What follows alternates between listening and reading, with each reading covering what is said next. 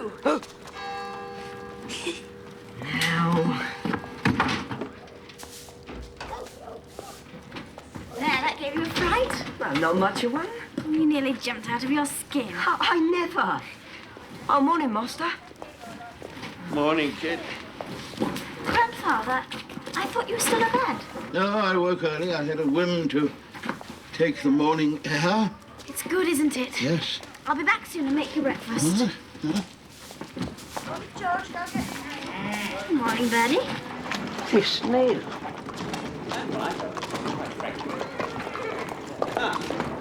Quick, over here.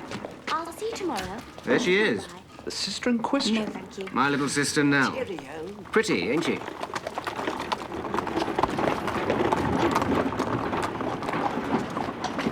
Morning. Morning, Miss Nell. Well, Well, I admit there's no great family likeness between her and you. is she or isn't she? She is, Fred. Decidedly pretty. What of that? Never you mind. We have other business.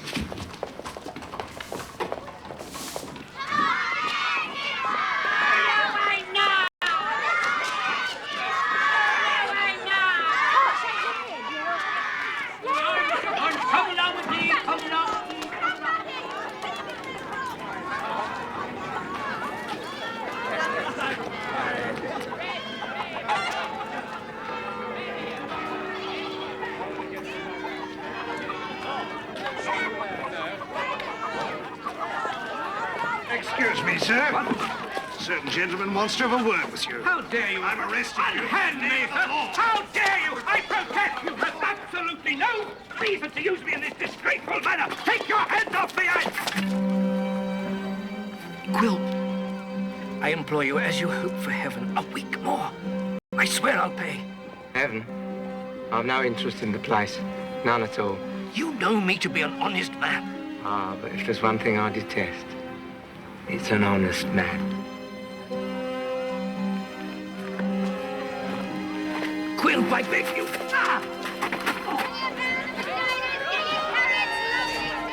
You're welcome, love. Penny a pound of potatoes! Lovely celery, get your carrots! Hello. Fresh up from the country, with the good herbs still on 'em. Penny a pound to you, love. I'll take £2, please. Good day, Nellie. Mr. Quill. Good day. You'll be turning your face homewards. I'll walk with you and carry that great basket. Oh, please, don't trouble, sir. No trouble, Nellie. I've business with your esteemed grandfather. Penny a pound of potatoes, please! Get your What a load it is. But you must accustom yourself, I suppose, for you'll have a weight of gold to carry one day, eh, Nellie? I'm sure I don't know, sir. Don't do that, don't do that.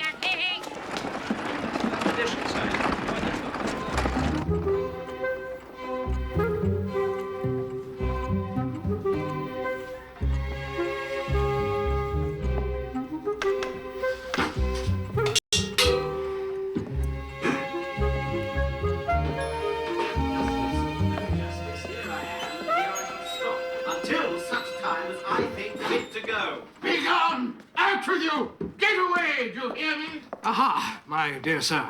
May I make so bold as to introduce Why myself? do you persecute me? I wish to see my sister, that's all. It's a likely tale. It's the money you want, of course, isn't it? Always money. How often do I have to tell you I have no money? And how often do I have to tell you, dear grandfather, since you raised the subject, that I know better? Get out of here! You see how he talks, this man with no money? Who the devil's this? The friend I mentioned. Richard Swiveller, your most humble and obedient servant, sir. And, if I may attempt a slight remark. You may not, sir. You may get out. You too. Do you think I don't know how you poison Nell's mind against me? How you pretend to love her? Pretend? Yes. So you're going to work her half to death? And add a few scraped-up shillings every week to the heap of money you can hardly count? Grandfather! What's the matter? What, oh, young Swiveller? What have you been saying to him? You see how quick she is to jump to that conclusion? He's taught you to hate me. I don't hate you, Fred. But you visit us so seldom, and when you do come, it seems it's only to bully and badger grandfather. Yes, for the love of heaven, go away and leave us alone. Ah, you're a prisoner, Nell. And he's your jailer.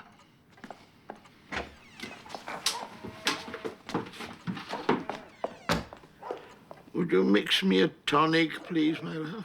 Of course, grandfather. So much for dear relations. Thank God I acknowledge none. What do you expect me to do? What would I do with him, you mean? Something violent, no doubt. You're right there. Here's the money you asked for.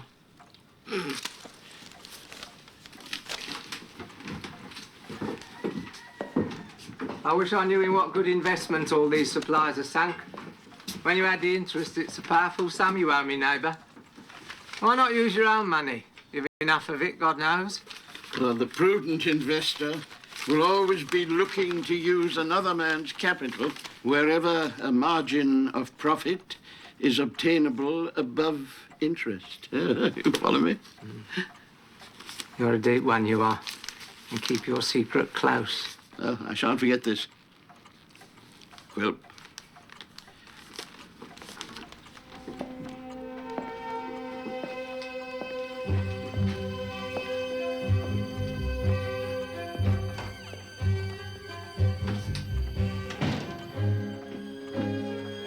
Yes, I keep it close. Hope and patience.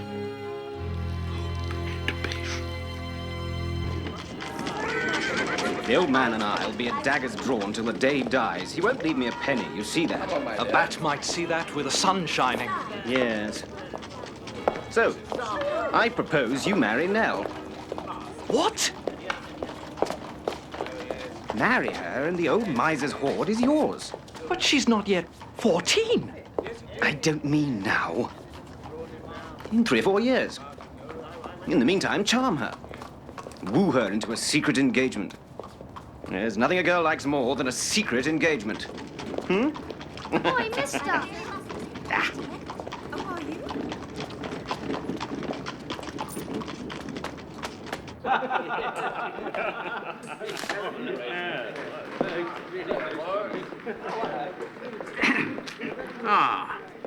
Warncliffe. A bottle of the rosy, if you please. I have been instructed by the committee to inform you, sir. Really?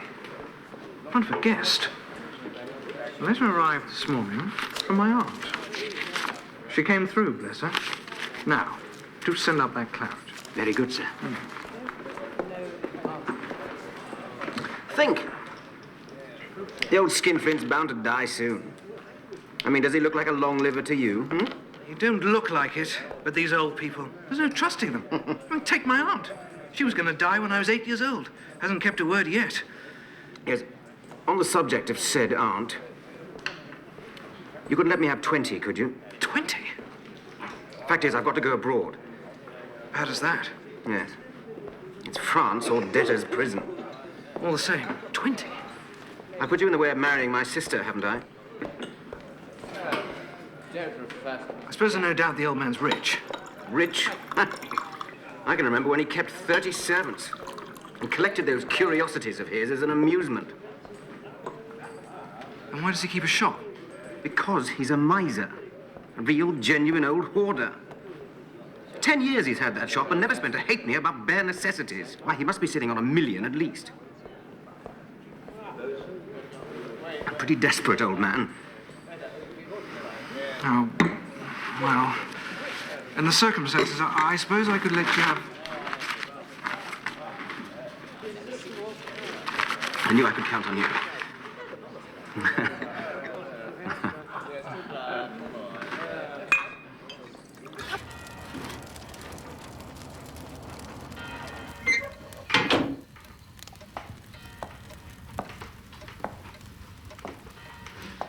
Do I hold you prisoner, Nell? Grandfather? Yet your life is monotonous and solitary enough, God knows. You have no companion your age, save for one servant boy. What alternative did I have? You know, your father was a spendthrift. He ruined me. Oh, I brought you to tears. Oh, Nell. It's only that you make me out to be unhappy, and I'm not. Well, I'll make amends, I promise you. I swear it. And it will not just be a pittance you will have. No, you will have a fortune.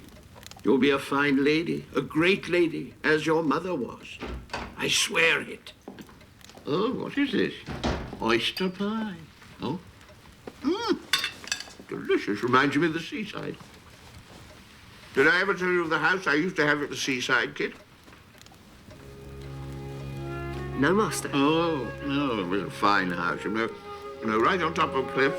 And the great rooms so wide open to the good ocean breezes. Every year we used to go there, my dear wife and I. But it's the peace of it that I still remember most. The blessed peace of the place.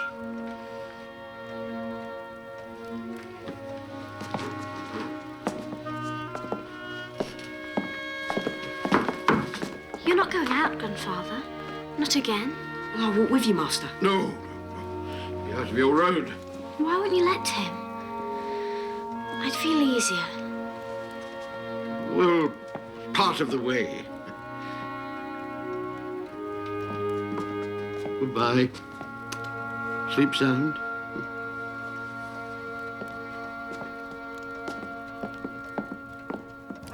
Nellie says you are making great progress with your reading. That's just her way, sir. Her sweet way, yes. Well, you are the light in her life, Kit. And in mine, and in mine. Well, I go off here, Kit. You'd better run off home. It's a black night, Master. Black night, yes. Well, give my regards to your dear mother. Good night, Master. Good night, Kit.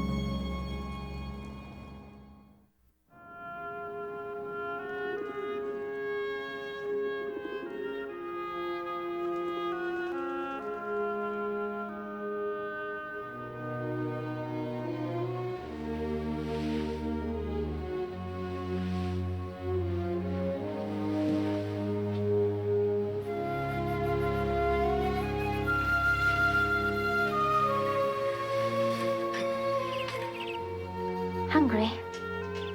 That's good country earth.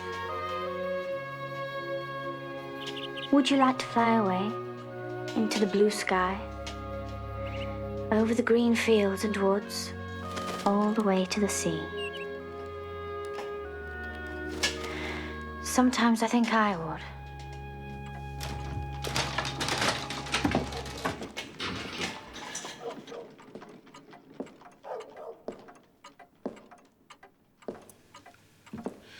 I'll do it again. I must.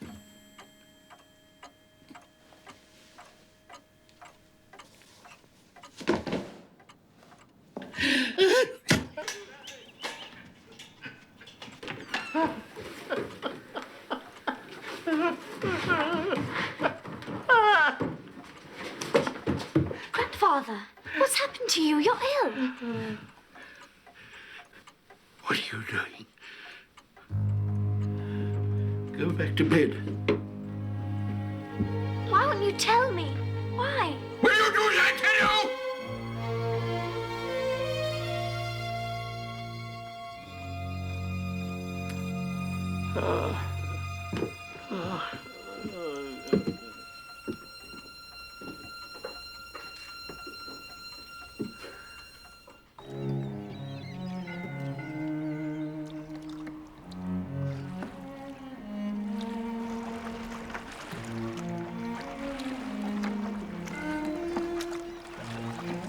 Don't be frightened, Miss Nell.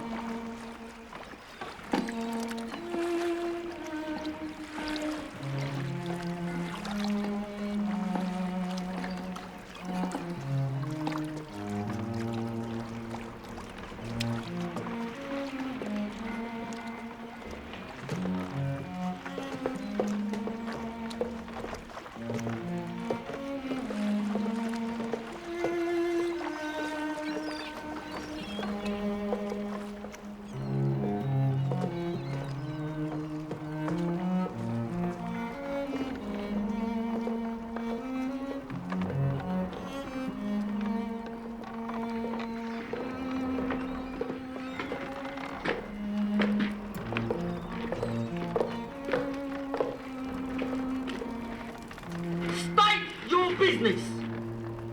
I said, state your business. Is Mr. Quilp in? Yeah, he's in there. Wait here, Kit. All correct, Mr. Quilp, sir. I'll be on my way then. Yeah, merrily on your way, Mr. Skinfleet. Merrily on your way. Nellie, come in. I brought a letter from my grandfather. So soon?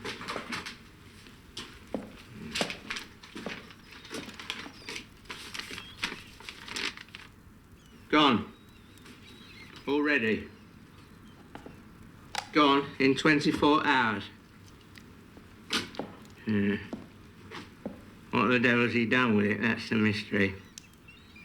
Do you know the contents of this, Nellie? Oh, no, sir. Quite certain. Upon your soul. Yes, sir. If there's a reply, I'm in a hurry to get back. No hurry. But my grandfather's always anxious while I'm away. Stop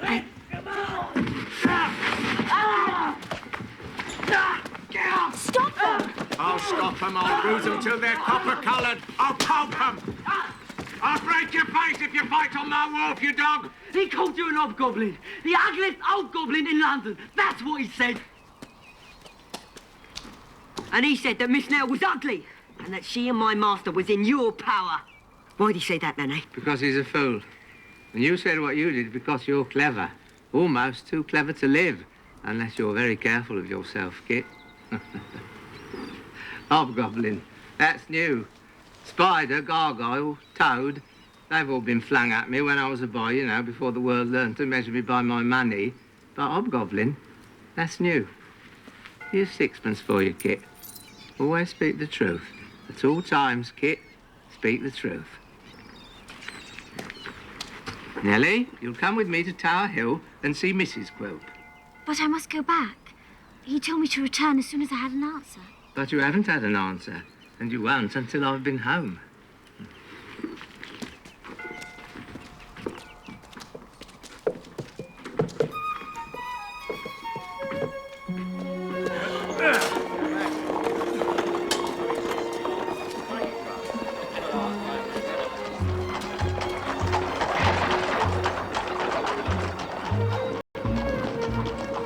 You wait here.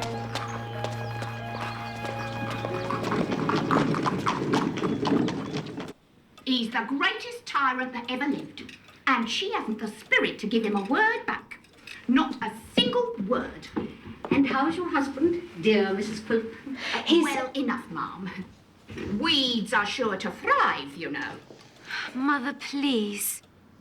No one knows better than you, Ma'am, what us ladies owe to ourselves. Do agree. Oh, indeed, Ma'am. When my poor husband, dear father, was alive, if he'd ever ventured a cross word to me, I'd have...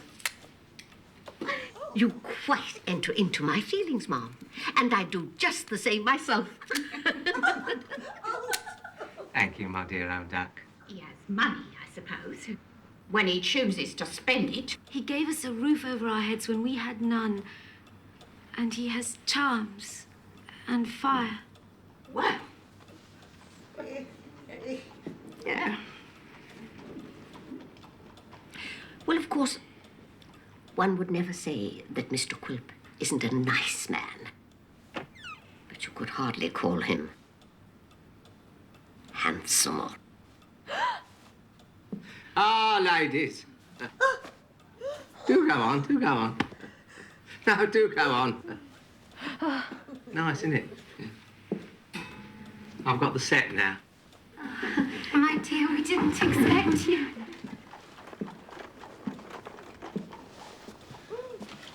Oh, shrimps. Oh, lovely. I do love a shrimp. They were just leaving home. My dear, we didn't invite them to tea. It was all quite an accident.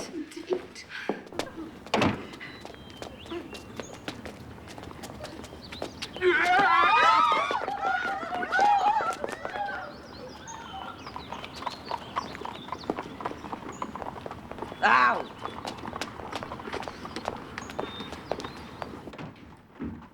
If ever I catch you listening to those eggs again, I'll bite you. Well, You look tired out, Mrs. Ginwin. Talking too much, perhaps, for it's your weakness. You must go to your room and rest. I'll go when I please, and not before. Do please go now.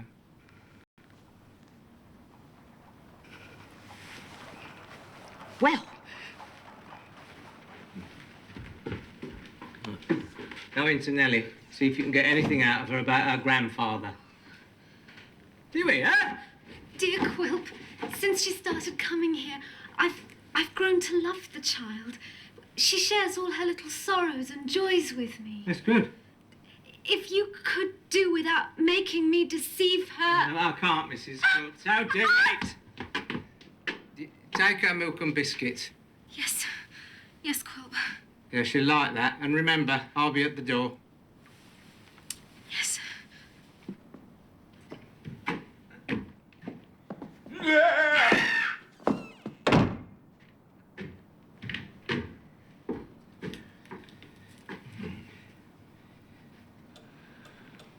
How very often you have come backwards and forwards lately to Mr. Quilp, my dear.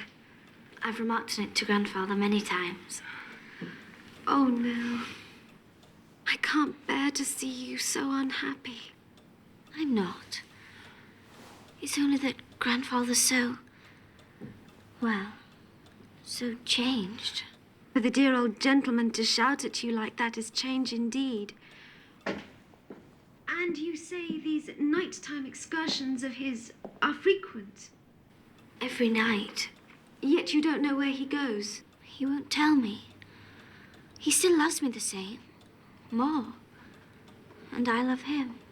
But I'm frightened. And there's no one I can talk to except you. Oh. We were so happy once. We'd sit by the fire and I'd read to him. Here's a note for your grandfather, Nellie. Don't you look pale?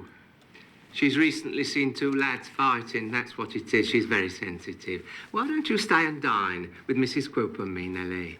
Oh, no. I stayed too long already, sir. Oh, well, if you go, you go.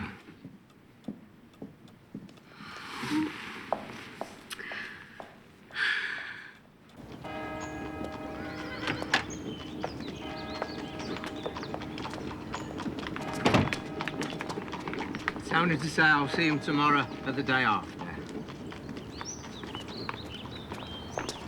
Mind you look after her, Kit.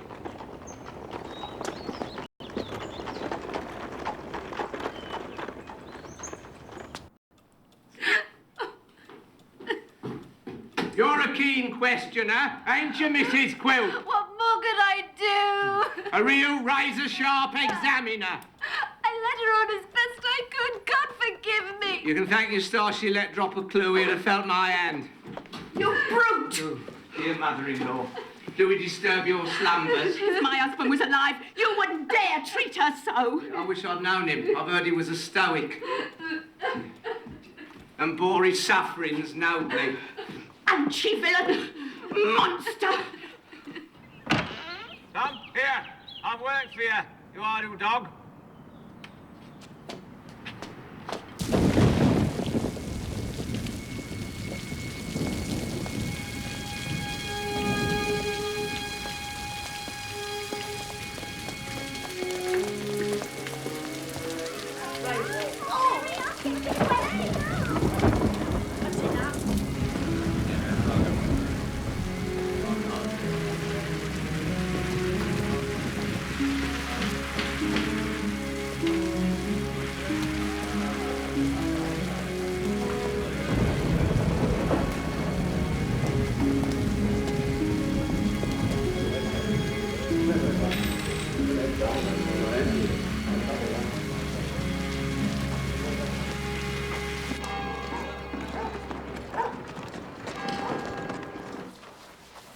2 days gone. 2 days. And he's not come yet. Shall I go to his house again? No, do no good. Grandfather, why won't you tell me what's the matter? Oh, Nellie. Nellie, you're all I've got in this world. I'm sorry I spoke harshly with you the other day. If only you'd let me share your troubles. If we were beggars, I wouldn't care. Oh, my dear, you don't know of what you speak. I do. We wouldn't starve. We'd walk through country places, and sleep in fields and under trees, and never think of money again. We'd be free. We'd be... Quilp! How did you get in? Through the door. I'm not yet small enough to get through keyholes, more's the pity. I'd like a word, neighbour. A private word.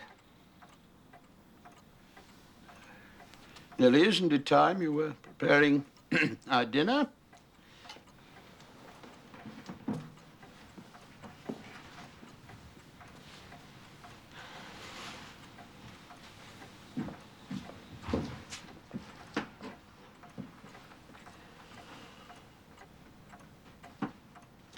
How did you find out? The card table. That's what I've sunk my money into. But how did you find out? A gaming den, your precious scheme that was to double my money. Daniel Quilp, of all men, taken in by a mere shallow gambler. No, I'm no gambler. I call on heaven as my witness. I never wagered for personal gain. I never played for pleasure. It was for Nell, to save her from the hell of poverty. Oh, Quilp, I'll double your money yet. You'll see if I don't. If a man gambles long enough, he's bound to win in the end, isn't he? I mean, that's a mathematical certainty. Quilp, this is going to interest you here. Look, these are my calculations. If I throw once more, twice at the outside, I'm bound to win, you see that? It's hope and patience. Hope and patience, you deluded old fool! You thief! You madman! No, I implore you. Oh, Quilp, it's for poor Nell's sake. A few pounds more. More? Now that I know the truth, not a penny, not a farthing. Margin of profit above interest. No.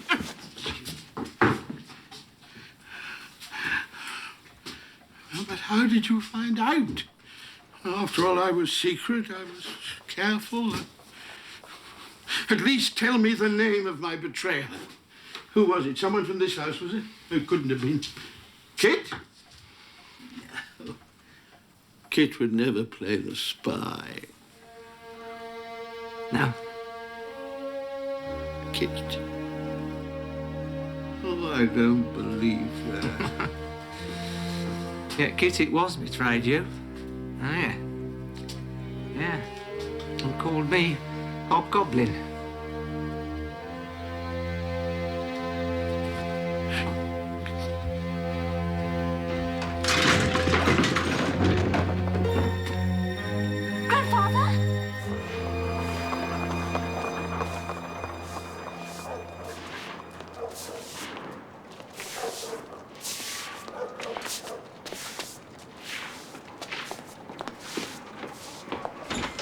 Miss Nell. If you please, sir, I cannot stop. I had, if you recall, the inestimable honour of being introduced to you by your brother.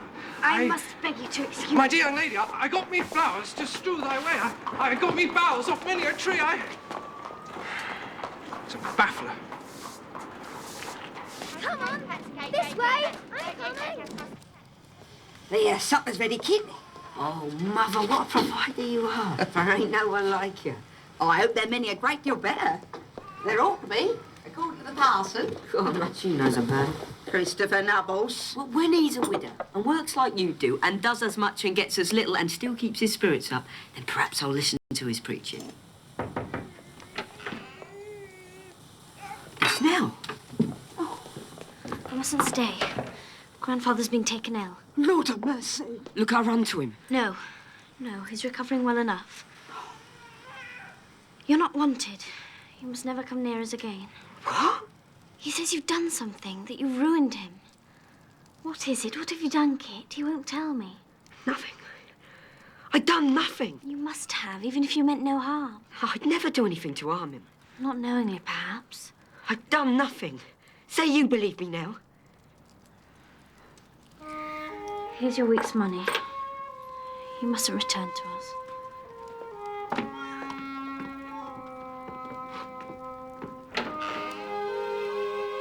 Oh, Kit.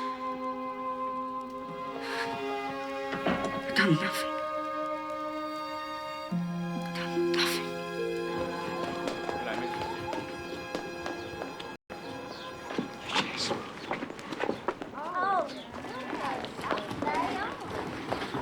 Miss Trent. My name is Brass. I am Mr. Quilp's solicitor and attorney.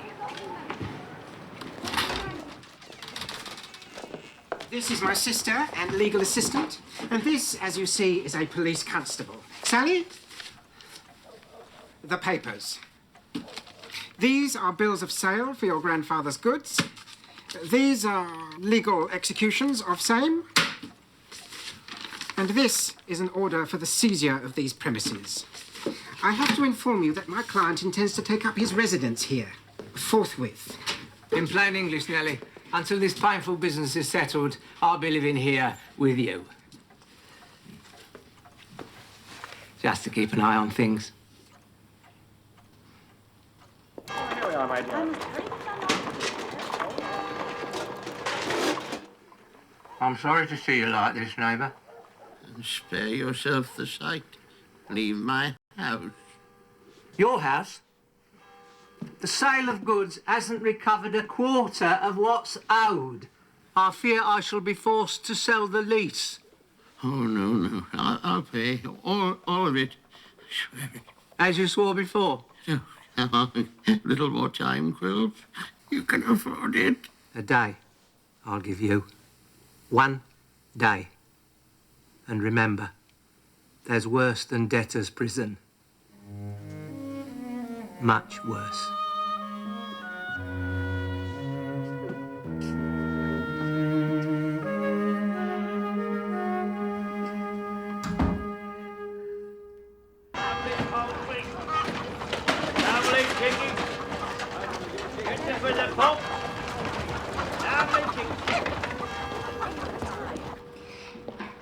Mr. Quilp, might one inquire how many days you intend to stay here? We.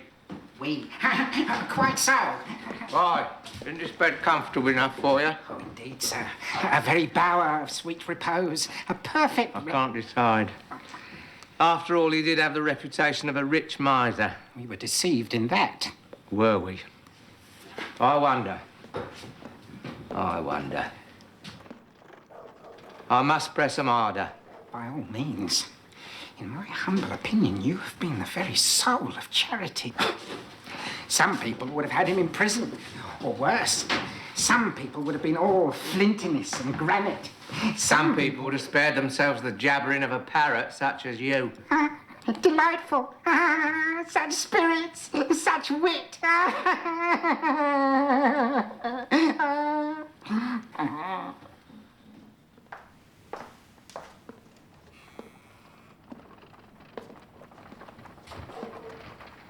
Cupboard bare, Nellie. That won't do. We'll go to market together. We mustn't let the old gentleman starve. Oh, no, sir. Your grandfather was a rich man once, Nellie. Where are we going? Who knows but that he might not still have some of his former wealth. In a strong box, perhaps, well hidden, or in a bank. Where are you taking me, sir? This isn't the way to market.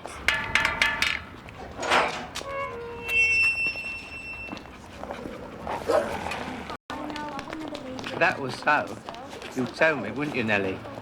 What is this place?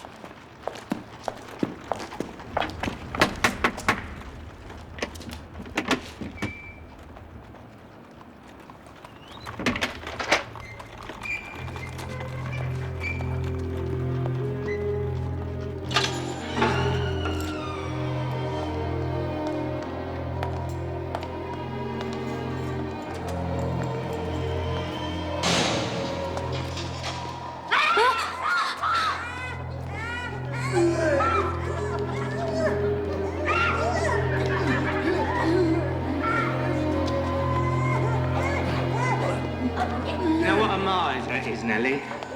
Your true miser broods over his hoard of gold in secret and will not part with a penny, not even in the most desperate extremity. He's a kind of madman, and the law treats him as such and locks him away in a place like this. That's right, Miss Nellie. Oh, yeah.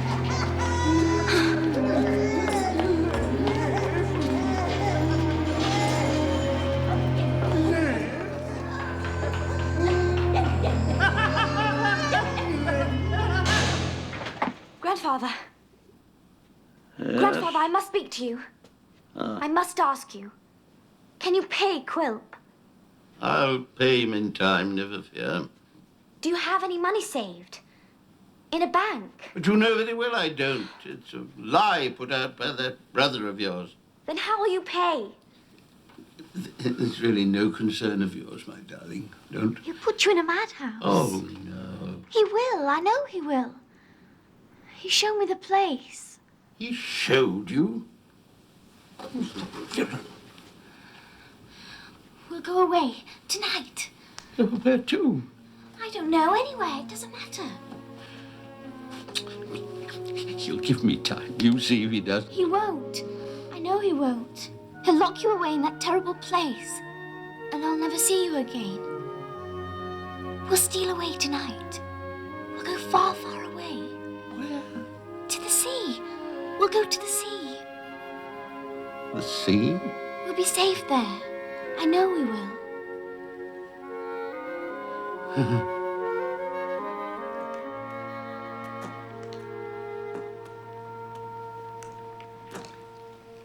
What would the law be in this case? Yeah. You have a smoke. Nothing like a smoke to keep off fever and every other calamity of life. Can I put him in the madhouse? Well, smoke, go on, smoke. Good, eh? Fragrant. Famously so, sir. Well, can I? What do you think? What you have done before, you may do again. After all, sir, to attempt to cheat you, a man must be mad. The threat alone might be enough. I'll swear the information tomorrow. Bravo, Mr. Quilp.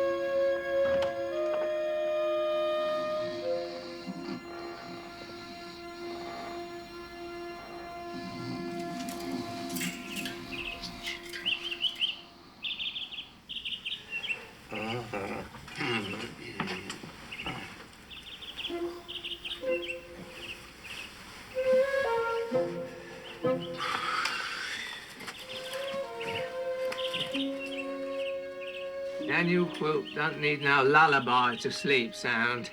Silence, or I'll wring your neck, my merry songster.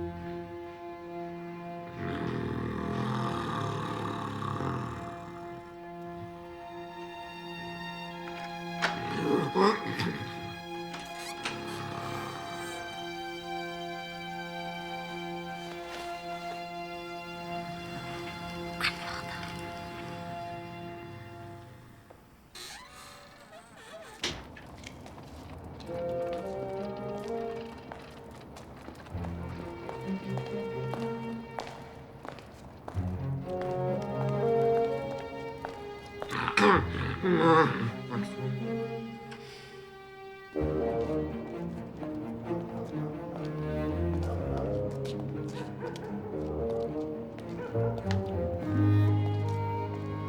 here. I won't be a moment. All right.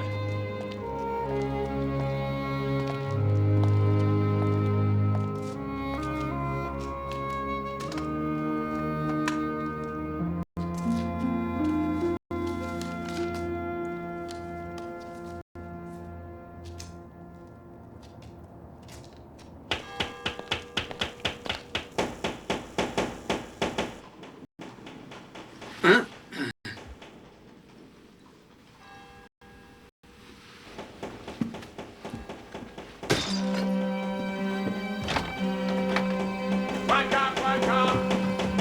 Wake up, you all! The man has blown!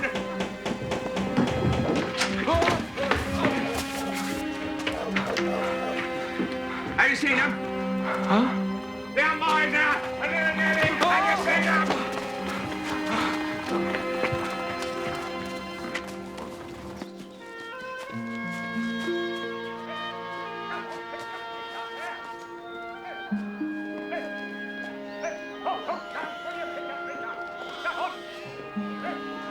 We're free of it, Nellie. They'll never lure us back.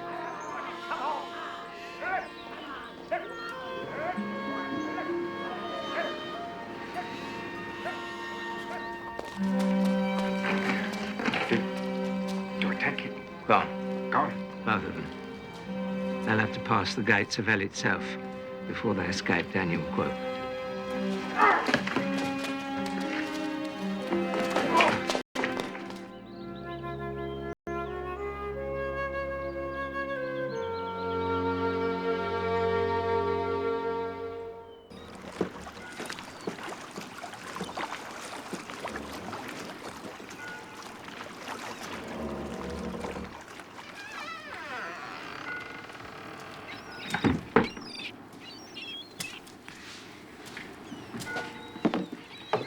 Hey, my dear. What news?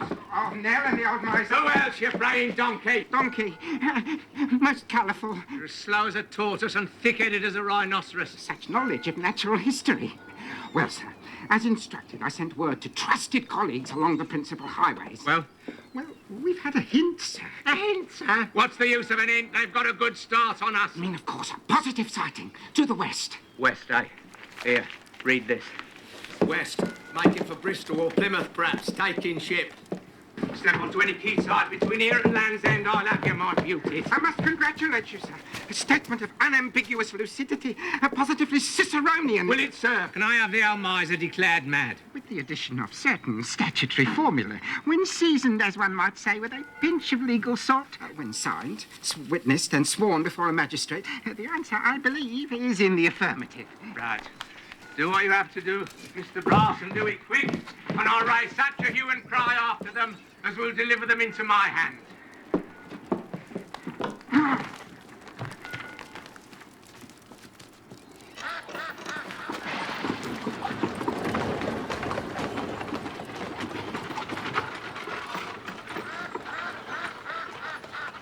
Nearly. Now? Nelly? Nelly? Look. Oh, Have a look. what have we there?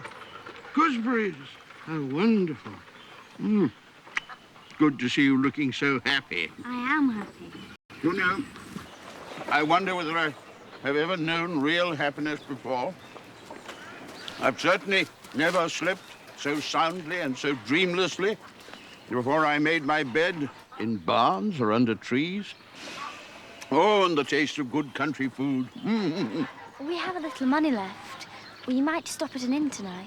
Well, we will lay down our heads where the good Lord wills it. Are we not pilgrims, you and I? Of course we are. Come on. Delicious gooseberries.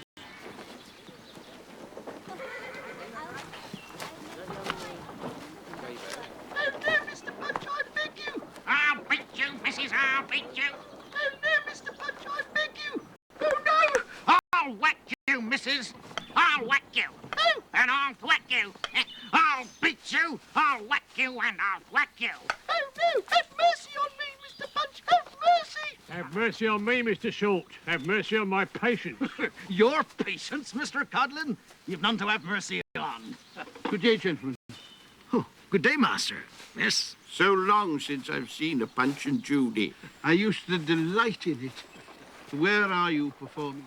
Tomorrow at the fair. But why'd you come here, of all places, to do your work? It wouldn't do to let the public see present company undergoing repair.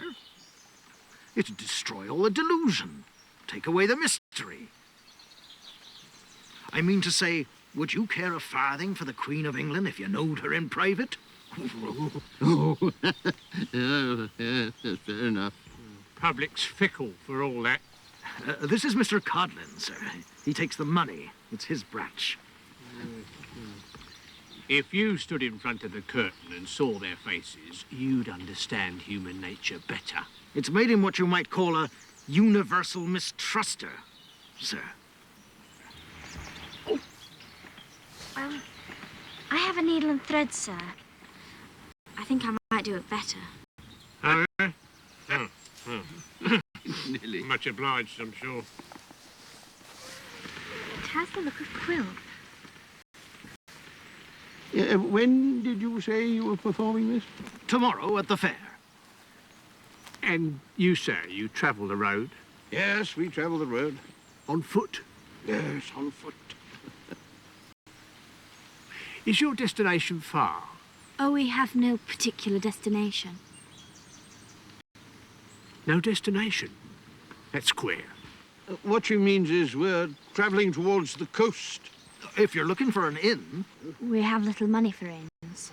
Ah, well, if you care to accompany us to the fairground, you may have your night's lodging and your dinner for nothing. Isn't that right, Mr. Shaw?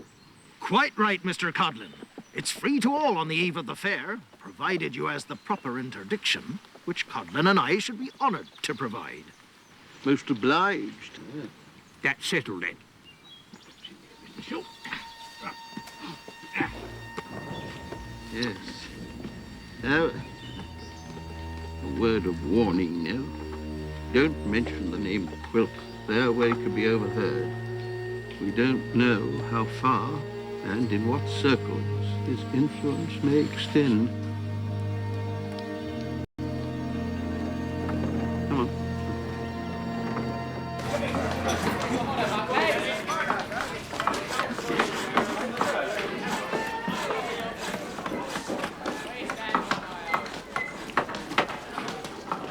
Right here, dog. Dog yourself. Come in, Mr. Quilp, come in. An honour and a pleasure, sir, as always.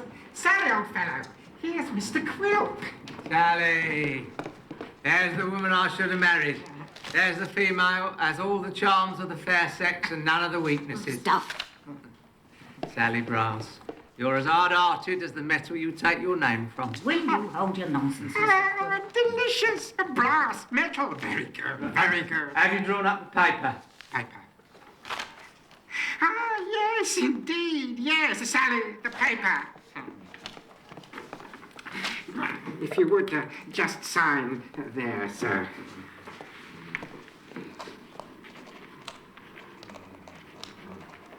Much obliged. No need for you to swear it yourself. I or Sally will act as proxy for you. Where's John?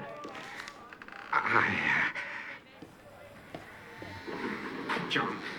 Your clerk that I recommended. John. Yes, we were, alas, forced to terminate his employment. There was money going missing from the petty cash. And you suspected John? It was a maxim with Foxy, our revered father. Always suspect everybody.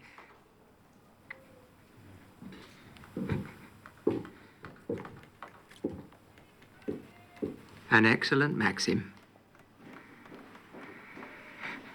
I'll see to it, Brass. I want the old man declared mad. And I pay by results, remember. No results, no pay.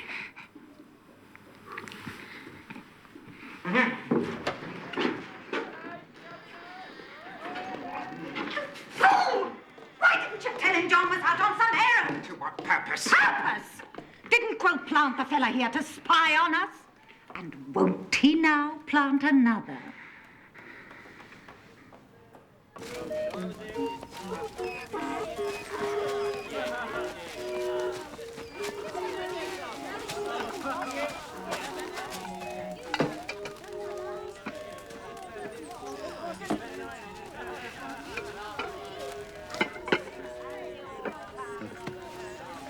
Well, I'm for bed. I won't be more than a moment. No nonsense. It's still light. There's so much for you still to see here. No. Thank you.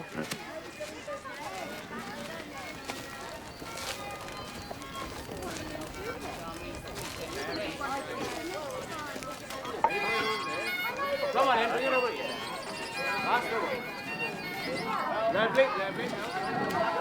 Well, Miss Nellie, how'd you like this company?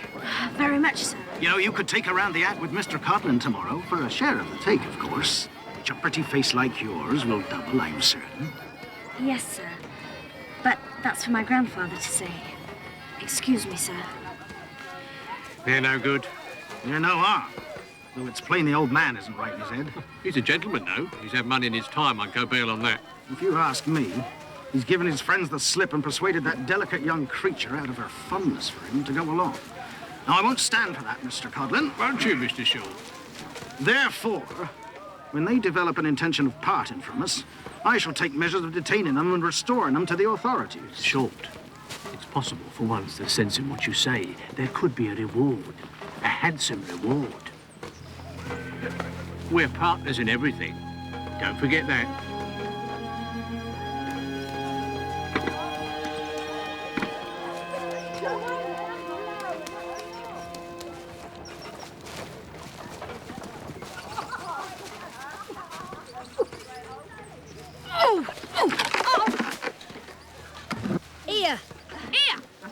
Here, Mum. Thank you very much, child.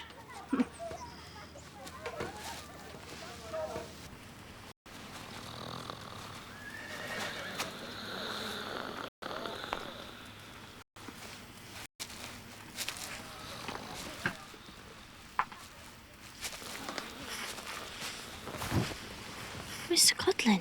Shh. I've come to offer you some advice, my dear. Don't ask me why. Just take it.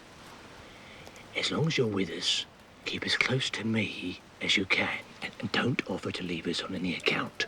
Short seems kind, but I'm the real open-hearted friend. I mayn't look it, but I am indeed. Enough said. Remember, Codling's the friend, not Short. Codling, not Short. Who's there? It's only me, Grandfather.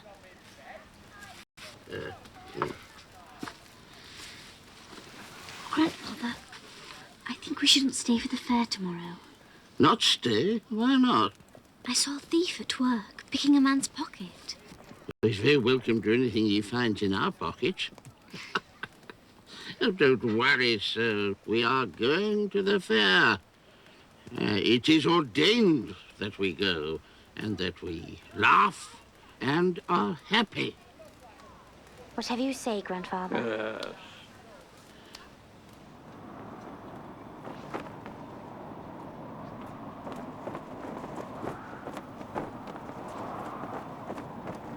I am your particular friend.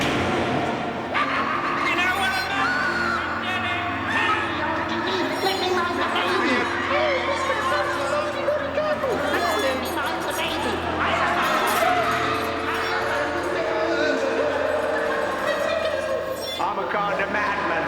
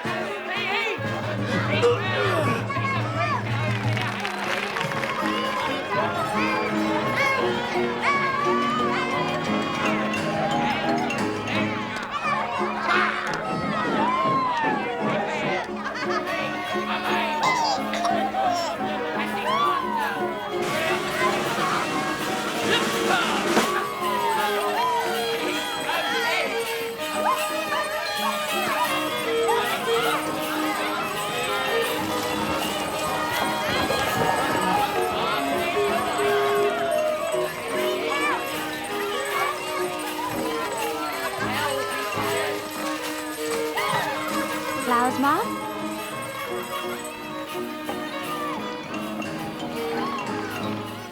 Here on this. Thank you, sir. Thank you.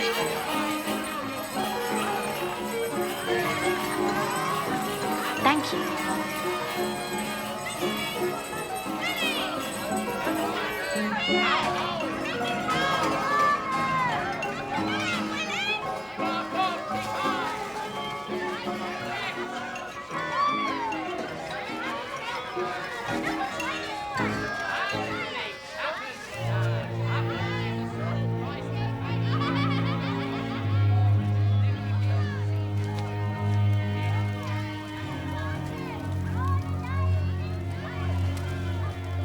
Good day to you, sir.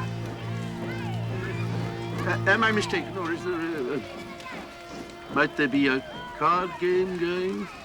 There might be. Do they play high? Some do. But a gentleman with a few shillings in his pocket is as welcome as a lord with 100 guineas in his purse. Oh, yeah. I'll be back.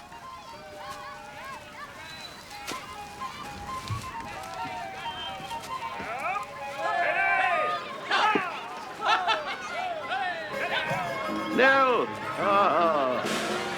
Grandfather, look. Yes? Oh, you've done famously. Oh, all those coins. Could I have one or two of them? I feel devilishly hungry. Oh, you must take them all. No, I quit. No. Father, I don't trust those men. I think they mean us harm. We should leave here now. But you said you were going to help them with your Punch and Judy. We could find more food in the town. Yes, but you haven't seen all that's to be seen here. I don't care for them. This place frightens me. Oh, nonsense, child. Mr. Short's ready to start. You've not forgot your promise. No. No, of course not. But I will.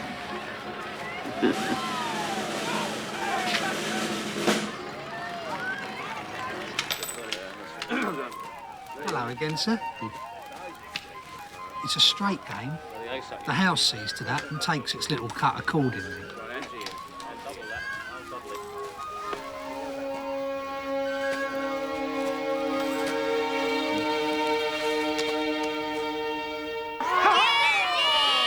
Here we are. Hey, old Judy, let me mind the baby. Oh, Mr. Punch, you must be very careful. Now go on, let me mind the baby. I love minding babies. I love minding babies. Oh, no, Mr. Punch, do be careful. You know that the baby's chilly. The baby! What's the matter? No joy today, sir?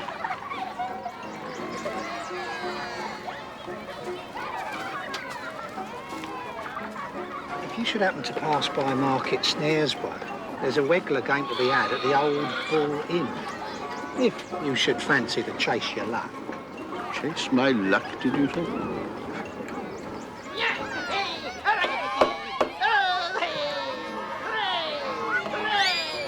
What's the matter? What's the matter?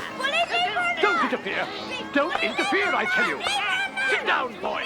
Sit down, sit down! I did not throw the baby out the window. Oh, dear. Oh, dear. Oh. Grandfather! Grandfather! Please. I know they mean us some mischief. We must go now. What?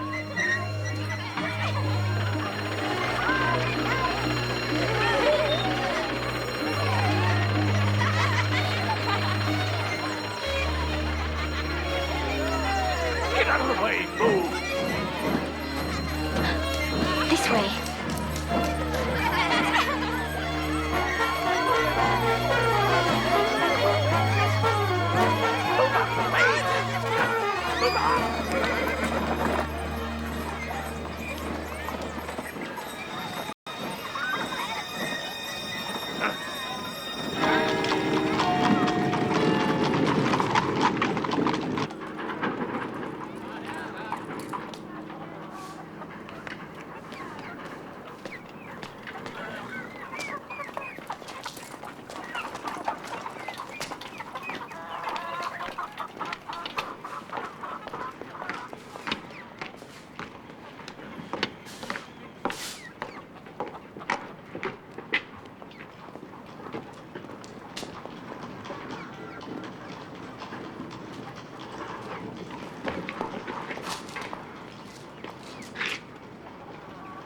Good day to you.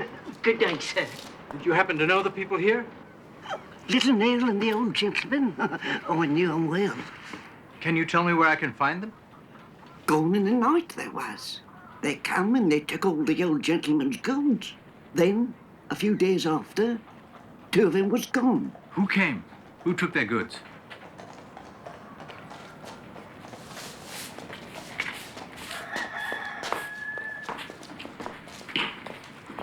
What business do you have with them? My business is my business, but you could make it yours.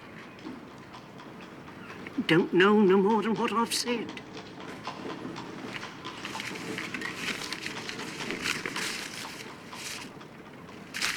It was Quilp. Daniel Quilp. And where may I find this Daniel Quilp? This time of day, most likely at his wharf. Down by the river.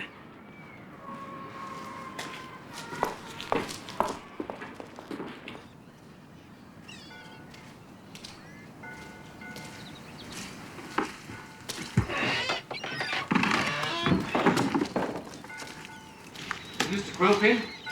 That depends on who's asking, doesn't it?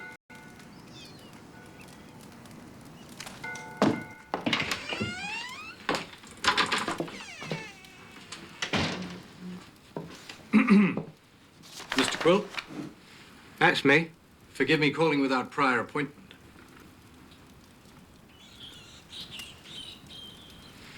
A remarkable collection of curiosities. Formerly the property of a certain old gentleman. May I ask who asks? My name is of no importance. I'm anxious to trace the old gentleman and his granddaughter, that's all. There's the thing. I'm anxious to find the dear old soul and little Nellie myself. He owes you money? Money, yeah. And that's not all. I'll buy the debt. Cash. To own a man's debt is to own the man. Is it? To hold his destiny in the palm of your hand. How much is owed? That would be telling. You won't sell the debt? I'm not minded to. Nobody makes a public fool of Daniel Quilp. In that case, I bid you good day. Here, neighbour. What grudge is it you hold against the old miser?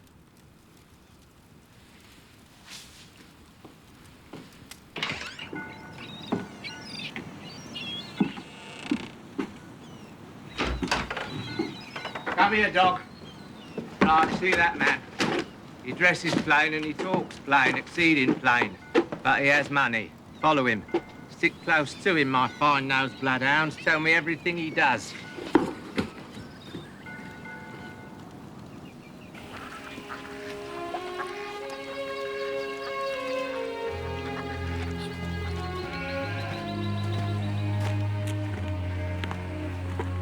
Just a little further.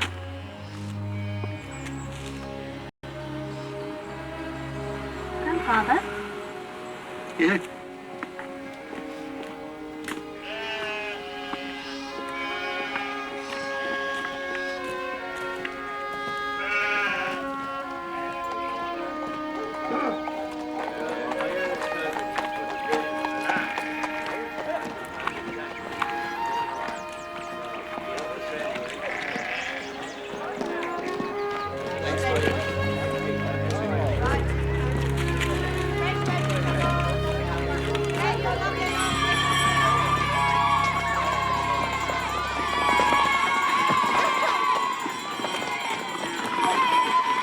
Are you all right?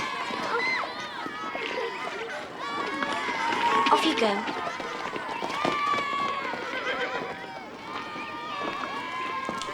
I can walk no further today. We'll rest here the night. Such a pretty place. Yeah. Good day to you. Good day, sir. You look tired, friend. Have you been walking a long way? A very long way, sir. You're young to be traveling. Is she your grandchild, sir? She is indeed, sir. She is the stay and comfort of my life. I don't doubt it. We seek shelter for the night. We have very little means, but if you could direct us anywhere, we should take it kindly. You're welcome under my roof. I'm in a sad state of disarrangement, I fear, but you could sleep in the schoolroom, if you had no objection. Oh, you are too kind, sir. Come then.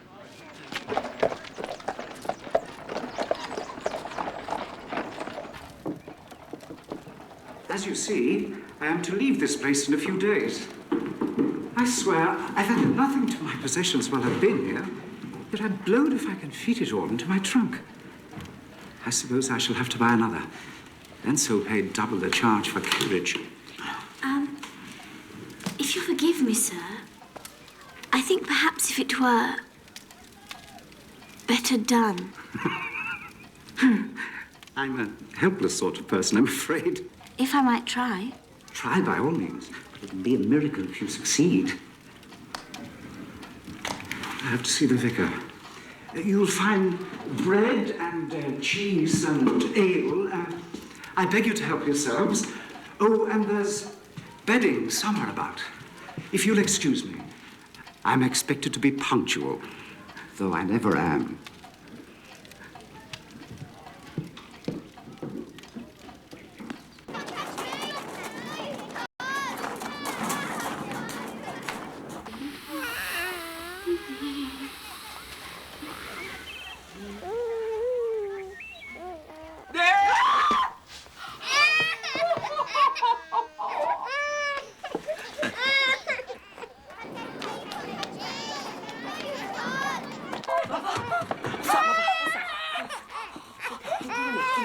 Don't be frightened, missus.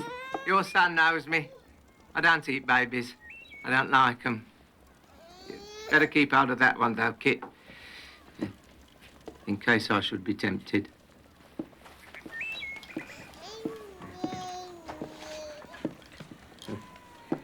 Here's a pretty songbird I've seen before.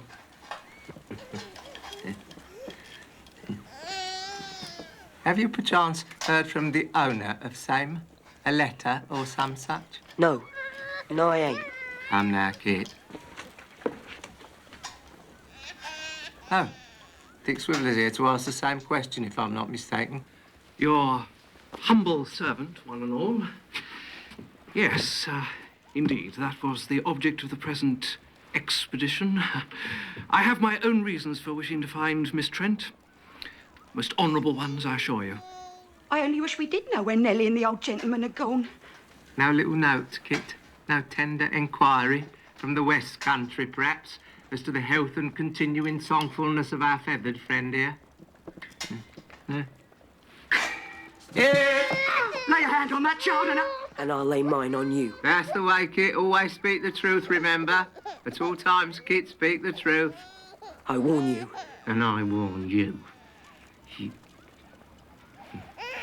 But I must go. Please, don't press me to stay, for I've an urgent appointment elsewhere. I'll find her, Kit. Then you'll be easier in your mind.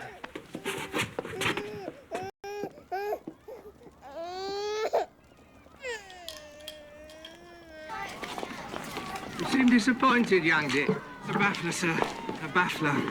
I've entered a speculation of a marital nature. What? Nellie Trent? Let a veil of discretion be drawn over the name of the young lady. A speculation to the tune of £20, no less. And it proves to be a baffler. £20. Dear me.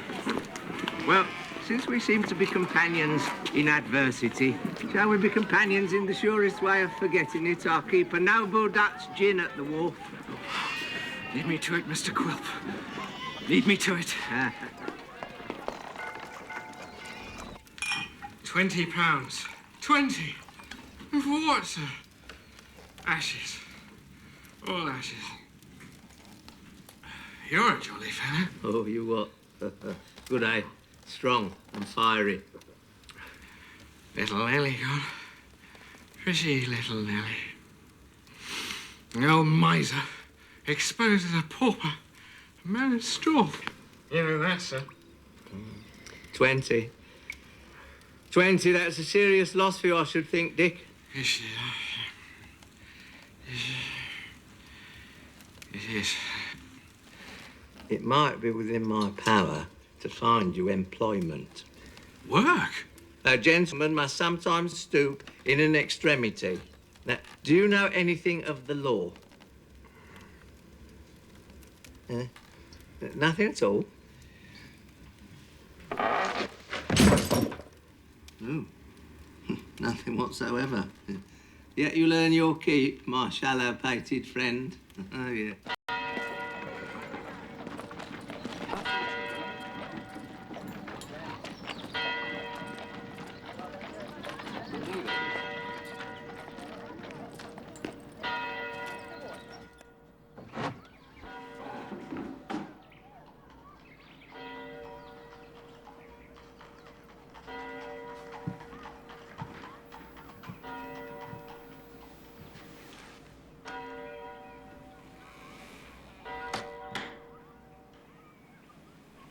Bless my soul.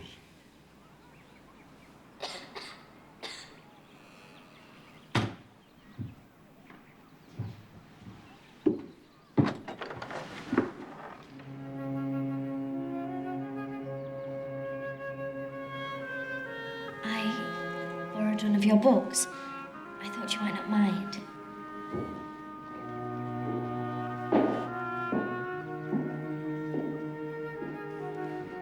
Pilgrim's Progress. Are you pilgrims? My grandfather says so.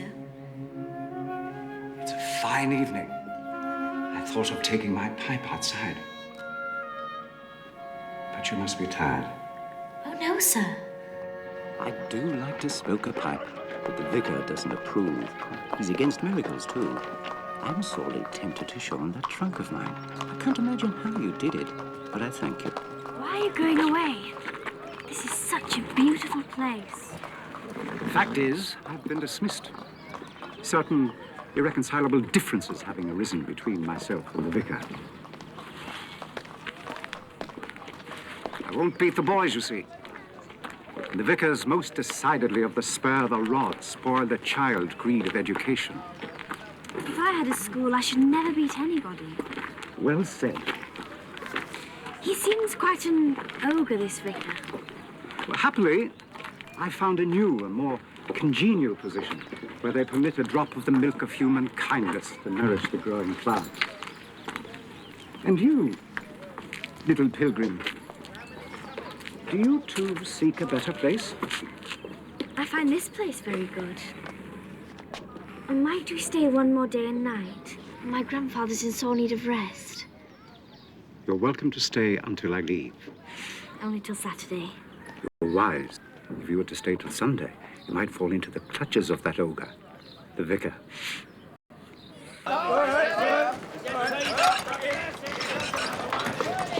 Now remember, Samson Brass pays the piper, but Daniel Quilp pulls the tune.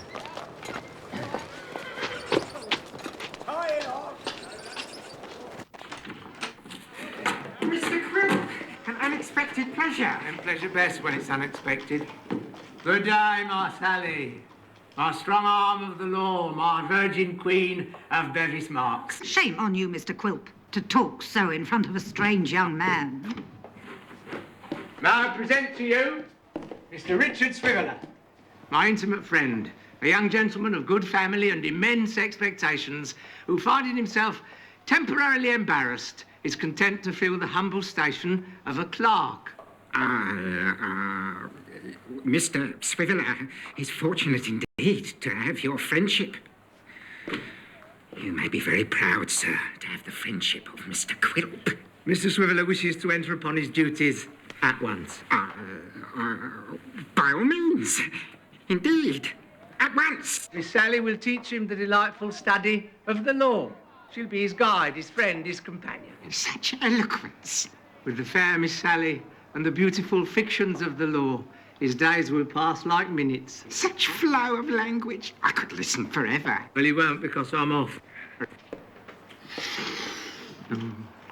Farewell, divine creature.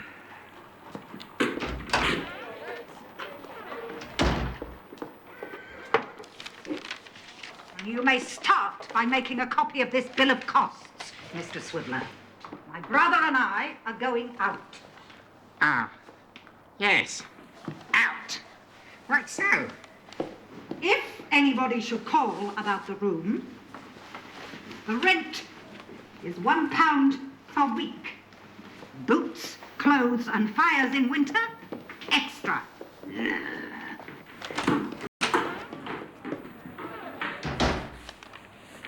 So I'm Samson Bratton's clerk, am I? And also clerk, it would seem, to a species of female dragon. Staggerer number 1. My aunt stops the supplies. Staggerer number 2. No money, no credit. Notice to quit the old club. Staggerers 3, 4, and 5. Under such an accumulation of staggerers, what can a man do but copy the bill of costs for said dragoness? What did I tell you? Didn't I say he planned a new spy on us? What of it? Do we have another client like Quilp? Look at our bill book. It's all Quilp, Quilp, Quilp. He's our whole business.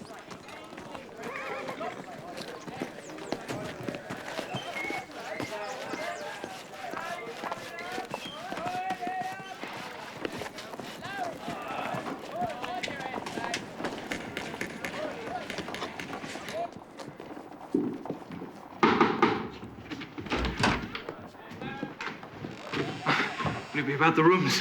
It would.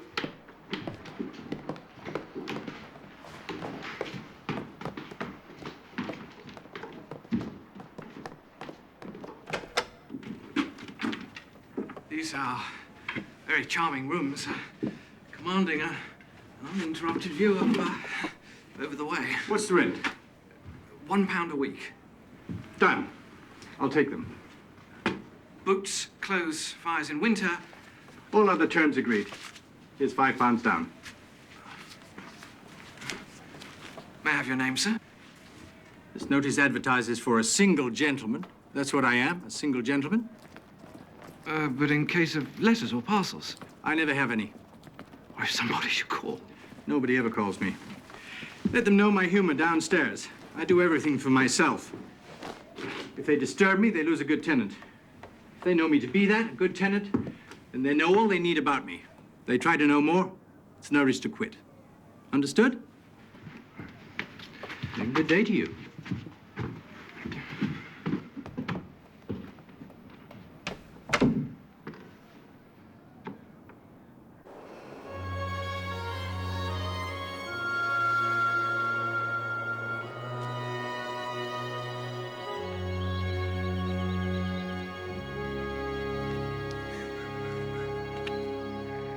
Market Snaresborough, yes. 4 miles. We'll go there. Shouldn't we avoid a large town if we can? On the contrary, Nellie. Where there are people, crowds, we are inconspicuous. In a village, all eyes are on strangers. But Quilp's more likely to have friends in a town. Oh, we're beyond Quilp's grasp by now, my dear. I'm sure of it.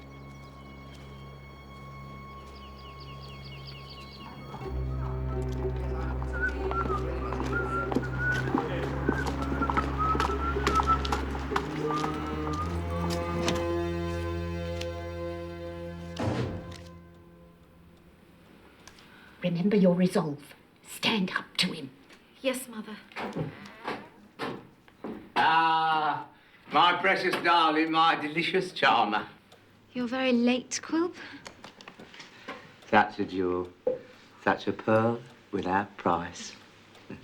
And the best of her is she's so meek, so mild, so much the opposite of her mother.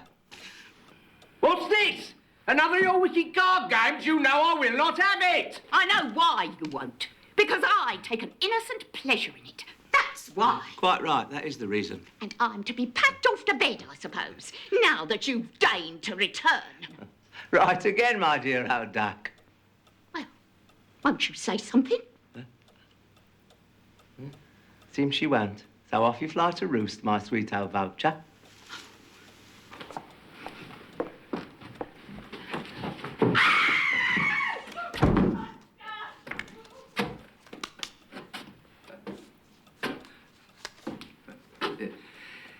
Am I nice to look at?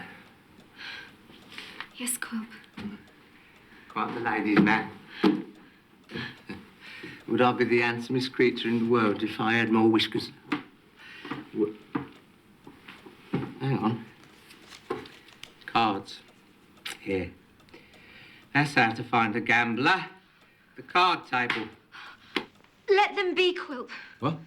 Don't pursue them. Don't hound them. Let them go. The money's nothing to you. What money, missus? You think it's money? Isn't it? I'll tell you what it is. The old miser fooled me. And the world knows it, and the world's laughing up its sleeve at Daniel Quilp. You're laughing. No, never.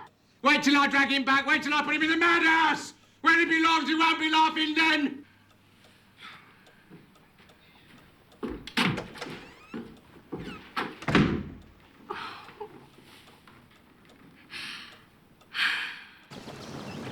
Market Snaresborough. Not far to go now.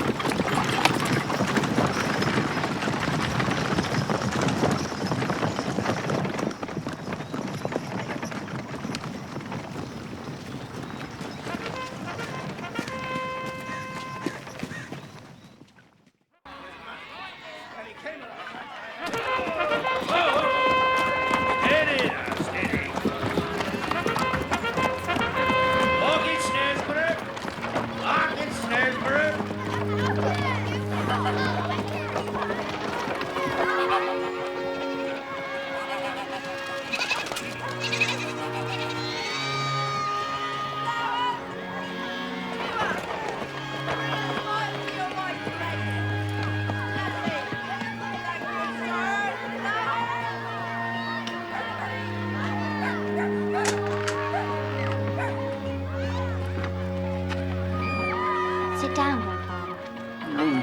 I'll go and find us something to eat.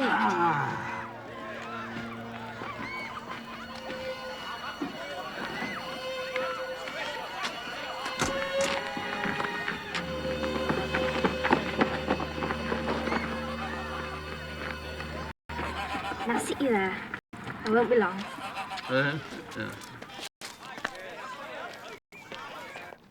Well, gentlemen, I've got some good tickets here, and since I can't disguise the fact, I'll advertise it and wager 10 guineas. And I'll call your bluff, Mr. Skinfleet, and go 20.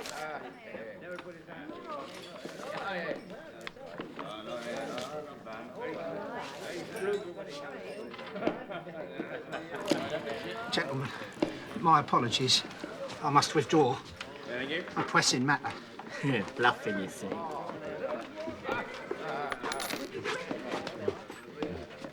Mr. Quill? Mr. Skinfleet's not don't inconvenience you, I trust. There's nothing wrong about the money, Mr. Quill. I brought you the 100 on the due date. Nothing wrong with the money, Mr. Skinfleet. Never with you. You're a businessman. Same as I. Now, I need a favour from you, that's all. Your health. There's a certain old gentleman I'm anxious to see. Now, some to drink and others to opium, this dear old soul is addicted to the card table. Ah. I've reason to believe he's in this part of the country, wandering from place to place on foot, and I'll calculate that sooner or later this addiction of his will lead him to the gaming table. No doubt of that. And so to that cheerful, pleasant grove of plenty where you hold sway, Mr. Skinfleet. Oh. Well, I flatter myself that not much happens in that line without my knowing of it. Or having the means to find out. Yeah. But happily for the prosperity of the trade, there are many such old gentlemen about. This one doesn't travel alone. He has with him a child, his granddaughter, and he won't part from her nor she from him. Nellie Trent's her name. You saw her at the wharf, remember? Oh, yes, I recall. She's pretty enough to turn faces wherever she goes.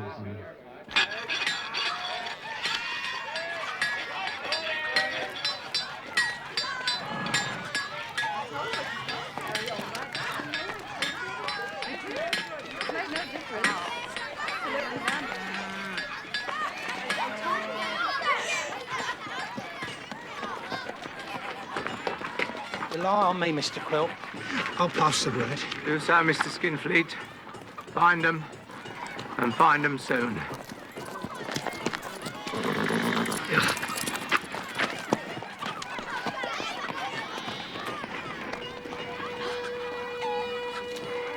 Quill.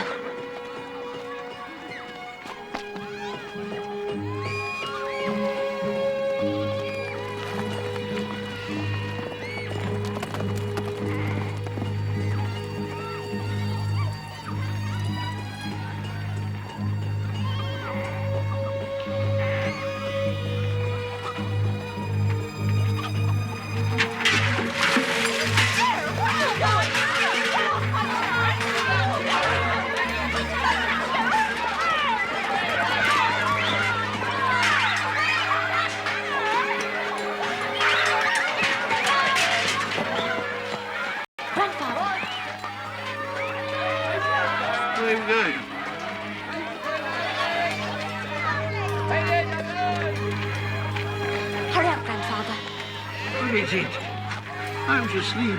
He just Quilp himself. Come, quickly.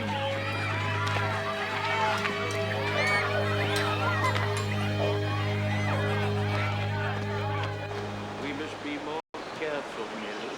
We will be, dear grandfather.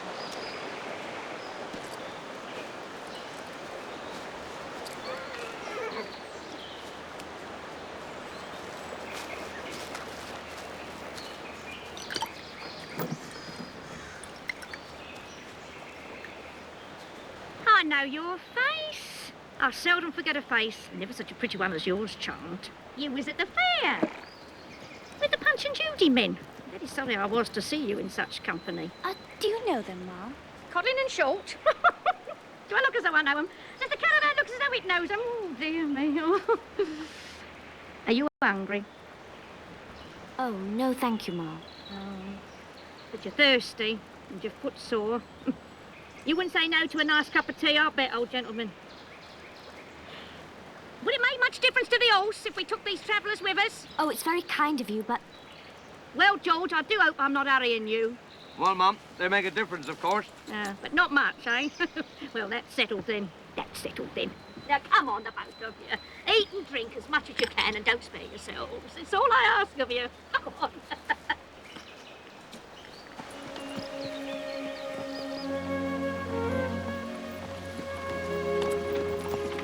Read that for me, dear. Read it out loud. Charlie's Waxwork. That's me. I am Mrs. Charlie. Oh, go on, child. 100 figures, the full size of life. The only stupendous collection of real waxwork in the world. The genuine and only Jarleys. The royal family are the patrons of Jarley. There. I knew she was a reader. I'm not myself, you know. You have been finely educated, I perceive, my dear. Finely educated.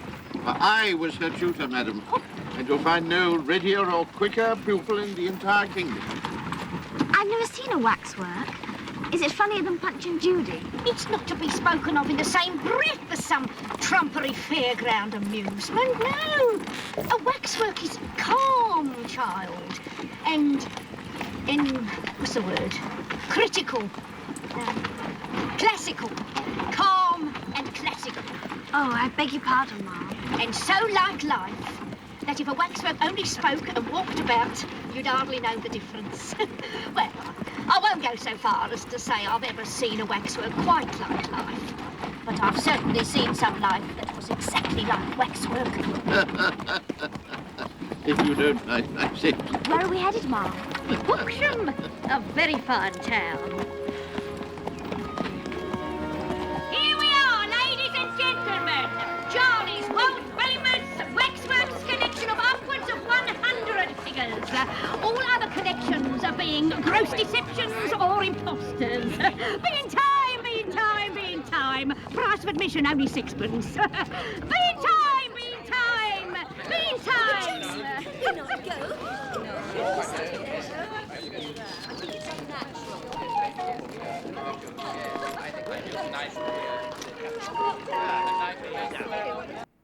Now, here we have Jasper Thracklemorton, of atrocious memory, who courted and wed 14 wives and destroyed them by tickling the soles of their feet as they was asleep in all their innocence. Now then, let's see what you know, eh? Now, who is this? Napoleon Bonaparte, Emperor of the French. Oh, very good. Born 1769, died? 1821. Oh, and who is this? General George Washington, the first President of the United States of America. Oh, this child is a miracle of learning. And a good credit to you too, sir, I'm sure. Now then, how would you like a good situation for her? 5 shillings a week to show the public round, board and lodging all found, eh? Whoa, this is no common offer. This is Jarley's waxwork. Well, my grandfather would have to lodge with me, Ma'am. Oh, naturally, child. He won't be too proud to dust the figures and so forth. Dust? Oh, I shall be most honoured. Oh, well, that's settled then. Let's have some supper, eh?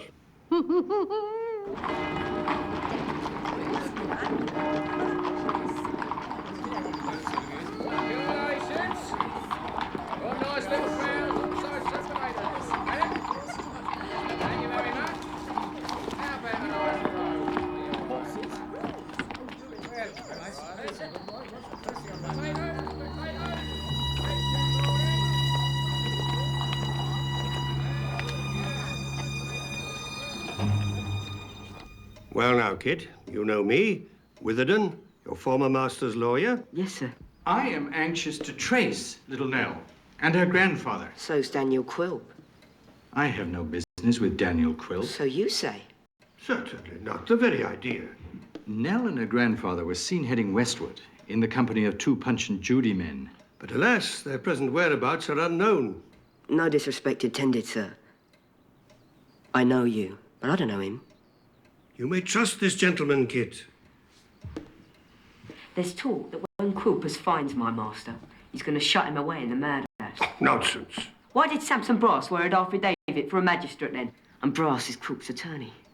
This gentleman has clearly stated that he has no connection with Quilp. Well, that may be good enough for you, sir, but with all respect, it ain't for me. So if you'll excuse me. Kit, come back here this instant. Oh, by heaven.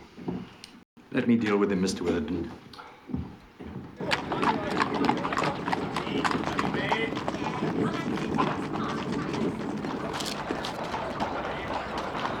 Kid.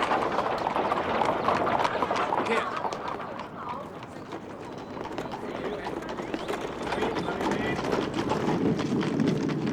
You were fond of Nell, weren't you? I was, sir. Listen to me. I've only one aim. To restore Nell and her grandfather to their former prosperity. That may be so, sir. But I've only your word for it, and I don't know you from Adam. Well, that's a baffler. Kid? Morning. Well met. Which is to say, well, to hit the point, I was passing and couldn't help noticing you in conversation with a certain gentleman. Distinguished sort of a fellow. Doesn't mince his words. He lives in my house, you see. At least in the house occupied by the legal firm in which I'm a sort of a managing partner. Samson Brass's house? He lodges with Brass? Exactly. He's a good fellow, we like him, but he's eccentric. You, wouldn't have to know his name, would you? No, I wouldn't. It's queer. Decidedly queer. What are young Swiveller? Get a name out of him, did you? For Brass's lodger, a name? No, Kit didn't know it. No, I wouldn't give it. Well, that's interesting in itself. The name Brass reminds me that I must be about my business. And reminds me that your business is my business. That safe for Brass's, do you know what he keeps in it? I've never seen it open. Do you know where he keeps the key? Find out for me. Go on, then. On your way.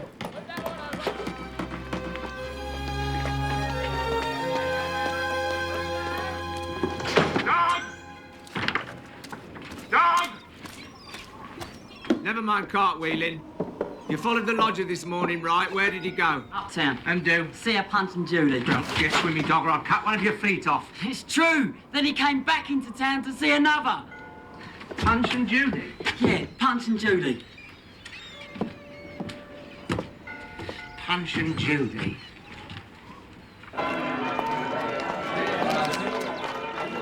Is it not infinitely pleasant, my love, to be strolling through the town on a Sunday and to hear the bells of the church ringing out for evensong? So much fine architecture, such antiquities. Sir, would you ever buy a flower now for the pretty little girl? I have no She ready would love a little flower. I'm sure They're she so would. fresh. Grandfather, Yeah? quick. Let me know, I can say. How much? He's a creature of Quilp's. I saw them together at Market That's Snaresborough. outrageous. We must stay out of sight. Yes. We've travelled no distance at all, and an exceedingly bumpy ride. I think this should be sufficient for your purposes. And don't answer me back, all right?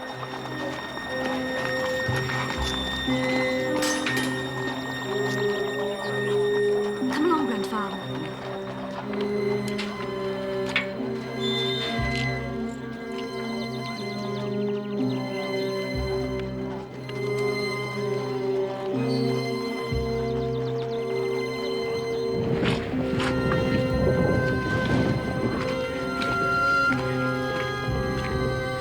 Here, Grandfather. Oh. Sit here and rest. Oh, yeah.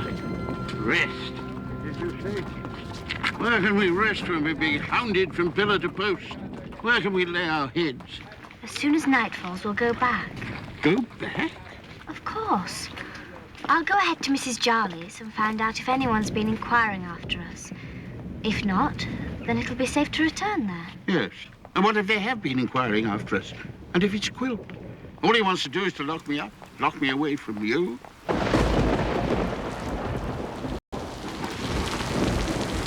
Come on.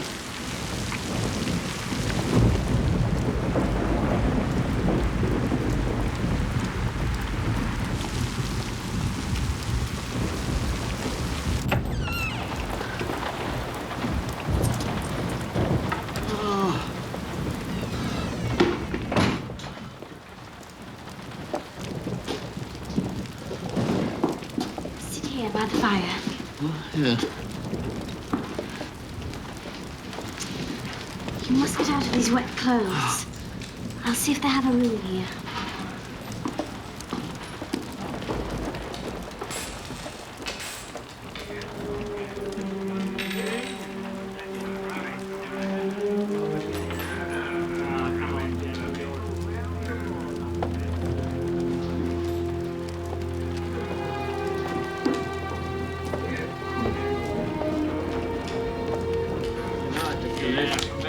Tips on the card.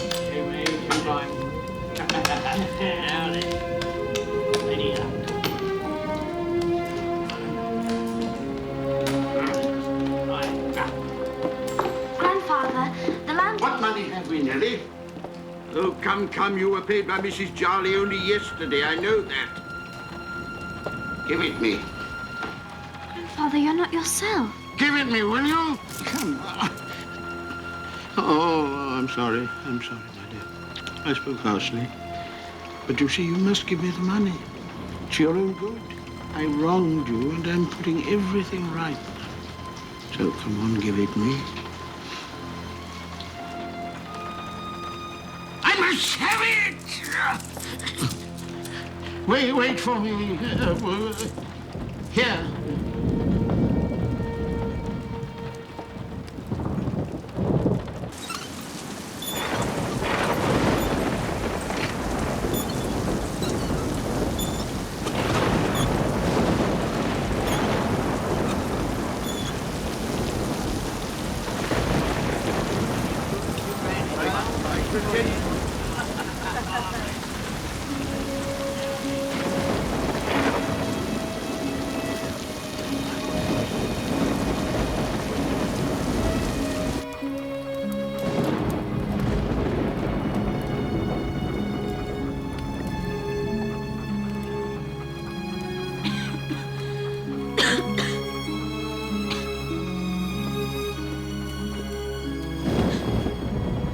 You haven't touched it. You'd best put up here for the night, miss. You and the old gentleman. No, we must get back to the town. Wouldn't be done, miss. Listen to it. But we must get back. The roads is all awash. It'd be the death of you. We'll take 2 rooms then, please. As to payment, pardon my mentioning it, miss, but circumstances being as they are, I have to ask cash in advance. Broke, are you? No. No, Mr. Landlord, I'm not broke. Here, get me change for this. No offense, miss. Just get me some change, will you? Of course, miss. Straight away.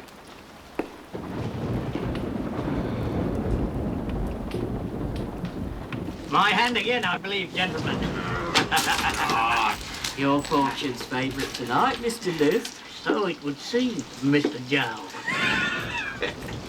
Do you play on, sir? On and on, sir, till I get my revenge. And you, sir? What? Do you play on, sir? No. No. Sorry to lose your company, good gentleman.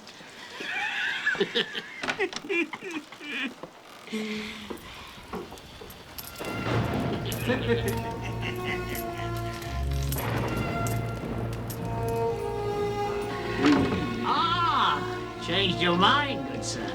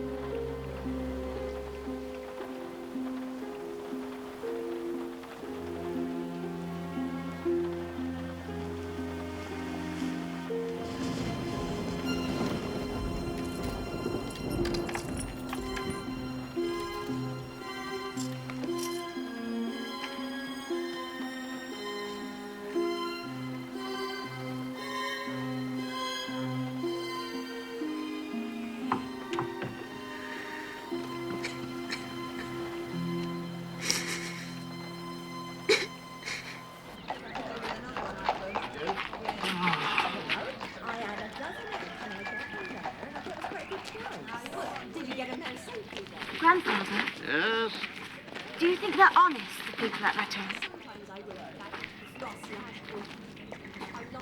I ask because well, I lost some money last night, out of my room. Unless it was taken by someone as a joke. Only as a joke, Grandfather. Which would make me laugh, if I could but know it. No one steals money as a joke. He who steals it does it to keep it. You didn't happen to see the thief, did you? No. No, I didn't see him. Well, in that case, I should forget all about it, you know. No good comes out of... You know, Nellie, in life, there are always some bad apples in every barrel.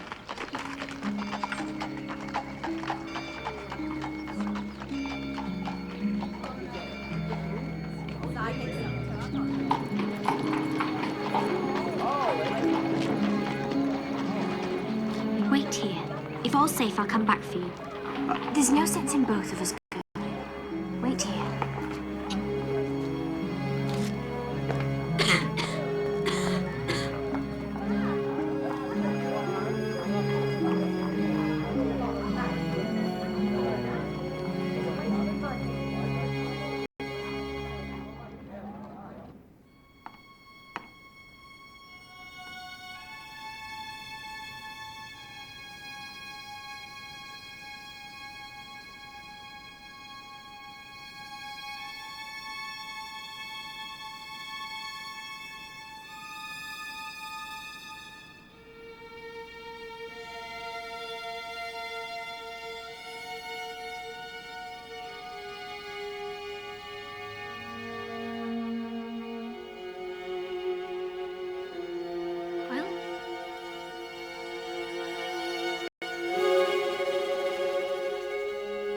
Oh, there you are.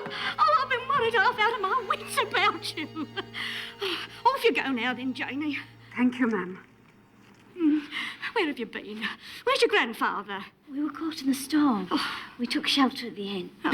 Oh, and caught a nasty cough into the bargain. Oh, you've got to come with me, my girl. What you need is a tonic. Mrs. Charlie, has anyone been here inquiring after us while we were away? No. A tall man with spectacles. No, I've never seen anybody of that description. Oh. Well, I must go fetch my grandfather. Oh, dear, oh, dear.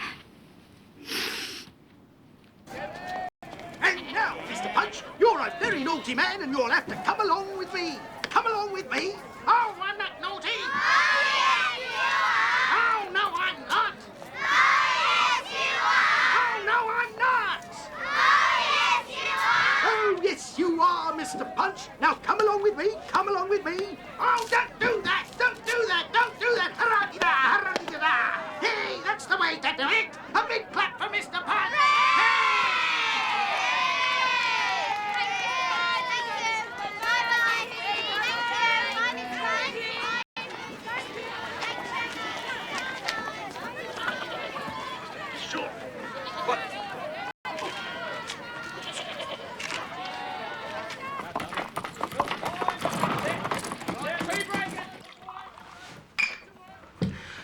health, master. It will be worth your while. Well worth your while to deal openly and frankly with me. Didn't I say there was sure to be an inquiry after them too, Mr. Codlin? Didn't I always say that that sweet Nell was the most interesting child I ever saw in my life, Mr. Short? I was her particular friend, sir, more so than Short. What the devil you were? The devil with that. What can you tell me of their present whereabouts? The last Mr. Short, I take the hat round, remember, that's my branch. No doubt this gentleman intends to come down handsome, but we need to know terms before we deal. Bearing in mind, sir, that I was the friend, I don't mind Short, she'd say, God bless her. You'll have £5 apiece if you tell me where they are. Will that do? The last Mr. Short. Aren't you satisfied, Mr. Codlin? I am. Oh, for the love of heaven. The last we heard was from Jerry. The organ grinder. Who saw him? Not a week ago. In Hookston. At Jarley's waxwork. Thank you, gentlemen. And that's all, ladies. A miracle. That's what she is, sir, that child. A blessed miracle. Now, look, say they give her presents. Oh, she makes more that way than what I pay her. Uncanny, isn't it, madam? How lifelike they are. Yes. I should have her pose for a model. I should indeed. The young Madonna, eh? Or Joan of Arc. Or simply an angel. I'll get some more tea. George, some hot water.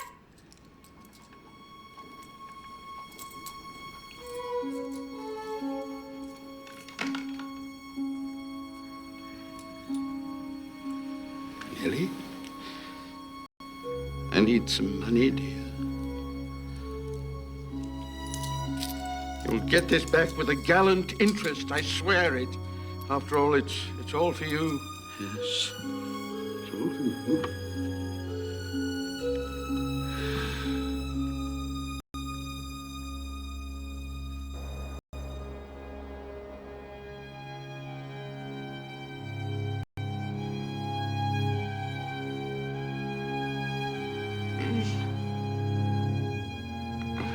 Oliver Cromwell. Elizabeth I. Jasper Thrapplemort. Napoleon Bonaparte. Emperor of the French.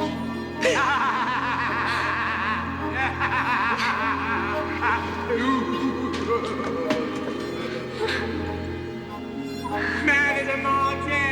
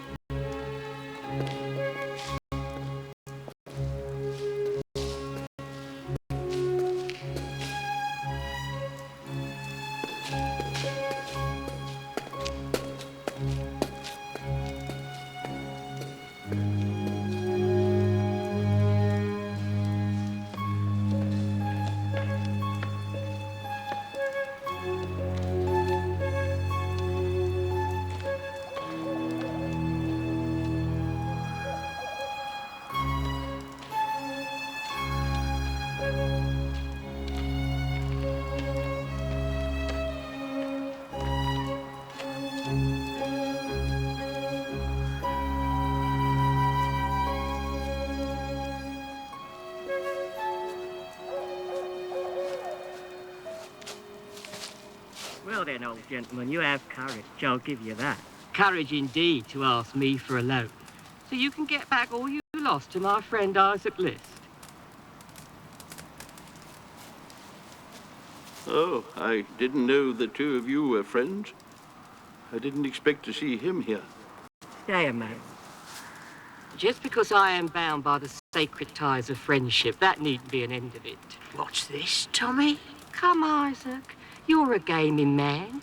You know what it's like to feel your luck is on the turn. Well, I do, certainly. And you know the pleasures of winning. Ah, that, yes. The delight of picking up the yellow boys and sweeping them into one's pocket. And the sweetness of knowing that you have a triumph at last, and you didn't turn back spite of all but went on. Well then, the good lady who keeps the waxworks, Mrs. Jarley. There's a thought. She has money. Oh, no, I couldn't ask her. Bear with me, my friend. I've heard she keeps her cash in a box under her bed. And never locks her door for fear of fire. Steal? Steal? I hope I would never be guilty of inciting a gentleman to steal. No. Borrow. Merely borrow without the formality of asking. And when you're able, pay it back. When he's able. But what if he ain't? You shouldn't consider that, Isaac. Well, if it's to borrow, I suppose I could do it without any danger to myself. After all, strangers are passing in and out all day long. That's the spirit, and I'll see fair between you. But I must have my revenge, mind. And he must stake coin against coin down to the last. Are you willing, Isaac? I'm willing. You're willing? Right, gentlemen. Tomorrow night. As you please. Tomorrow night. Tomorrow night.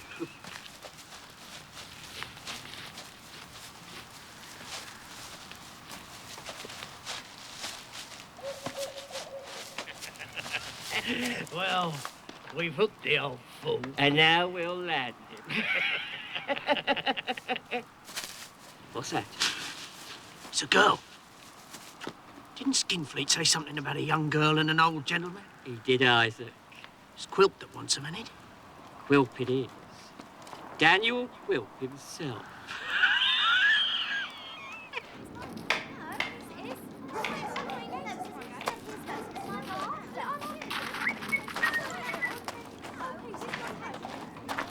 Hello, Albert. Hello, Kit. Hello, kids.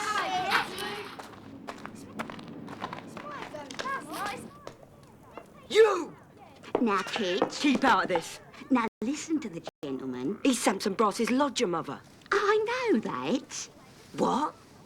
I took the room as a listening post. He's your former master's brother. What? We loved each other dearly. He was the delight of my childhood, the companion of my youth, and the bitter rival of my maturity. We fell in love, both of us, with the same girl, a girl of great beauty and sweetness. Did he ever talk of her, of his wife? Often, sir. What did he say? Well, Miss Snell looks very like her. The very image of her. Well, to be short, my brother married her. I went to America. All communication between us ceased. I entered commerce. I prospered. As my fortunes rose, my brother's sank, but I knew nothing of it. Then 3 months ago in Boston, I chanced to meet an old family friend who told me of my brother's desperate plight. I determined to end our quarrel and to restore him to peace and prosperity. And he's found them, kid. I know where they are, and I intend to go there. But my brother may not wish to see me. His pride may reject my assistance. Therefore, I have need of an ambassador, one whom he knows well and trusts. Well, me, sir? If you're willing.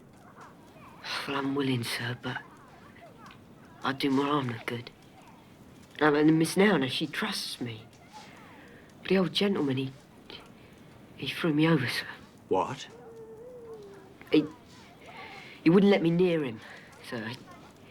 Nobody knowed why, not even Miss Now. Is there no one else who could serve my purpose?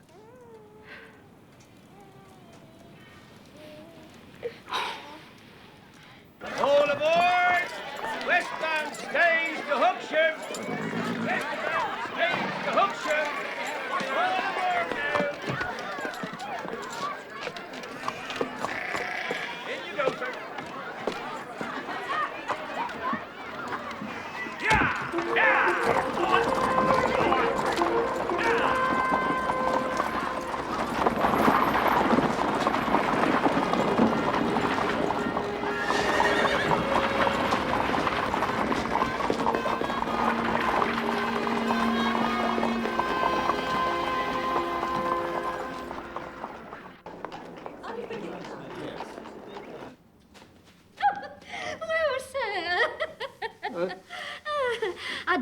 out tonight.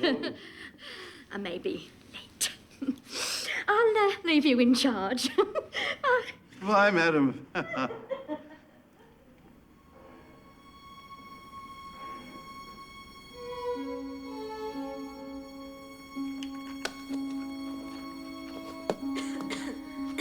Grandfather?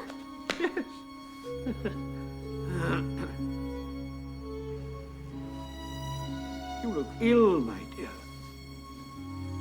Well, I couldn't sleep last night. I was troubled by a dream. Oh, Of you. of me? Well, he looked like you. He was in a darkened room at night, robbing a sleeper of her gold. Of her gold? It was Mrs. Jarley. It's only in a dream, isn't it? Yet it was so real. I almost ran for a constable. Grandfather, I think we should go away from here. At once. Tonight. Yes, we can't stay in a place where you have dreams like that. No, no.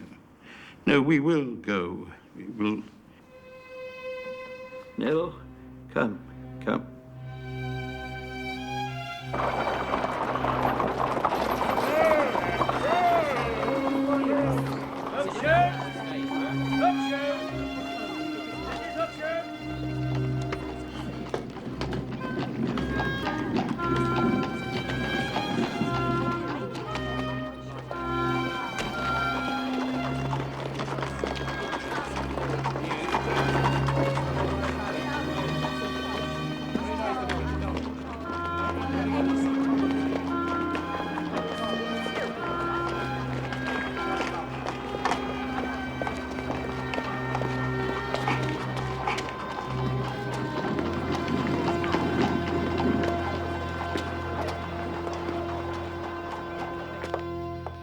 Gone? Where have they gone? I don't know, sir. I only wish I did. It's all... Lunacy! You! You've had a lucky escape, Mum. I'm amazed to see you still alive. See me alive? The old miser's mad. He ought to be locked up for the protection of the public. And so he will be, when I find him. You'll have me to contend with first, Mr. Quilp. Hello. Kit's mother. How are you, my dear old duck? You could take her live for one of your figures, Mum. Yeah. Sprinkle a little salt on her. Lot's wife turned into a pillar. Eh? No?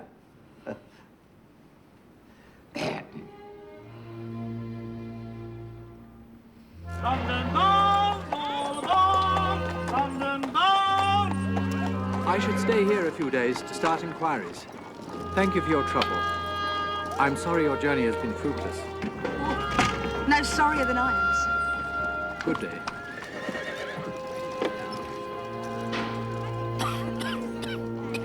Such a dreadful smoke, ma'am.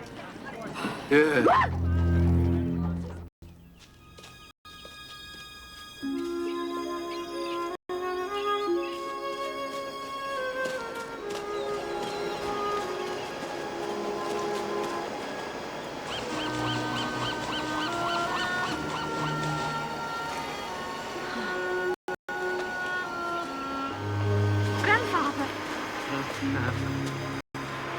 Some folk are frightened by the sea, you know. Not I. I feel safe by the sea. Did I ever tell you about... About the house you and your wife once had on a cliff? Yes. About 100 times, Grandfather. Old men forget. Yet all shall be forgot. But he'll remember. With advantages, the feats he did that day.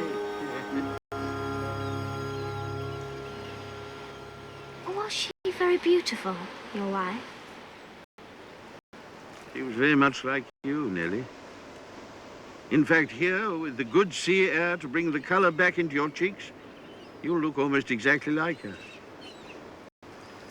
She lives again. in you.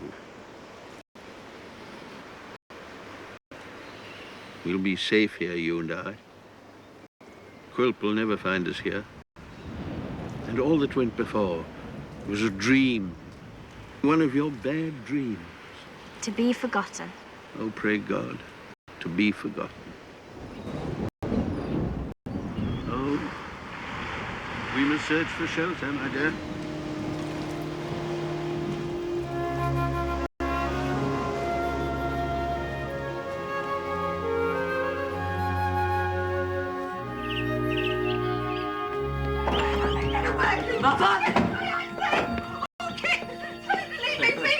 He's been scaring me out of my seven senses all the way to London and all the way home. You get out of there. You let her alone. Kit, honest young Kit, good young Kit. You get out of here, or it'll be the worse for you, you little monster. Monster? Oh, no, that's wrong. Hobgoblin. That's your word for me, Kit. You surely haven't forgotten hobgoblin, Kit. I haven't, Kit. I remember.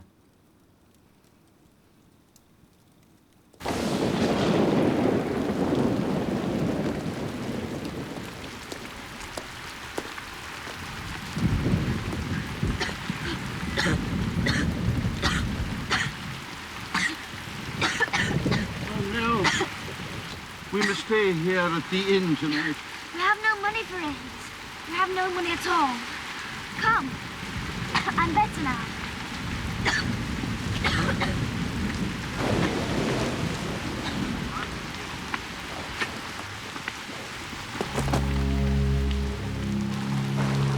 Come on, lady. Yeah. Lily! Help! Help! Help! Help me! For the love of God! Help me! Help me! Why, it's my little pilgrim. She's dying. I killed her. Oh, my folly, my madness has killed her.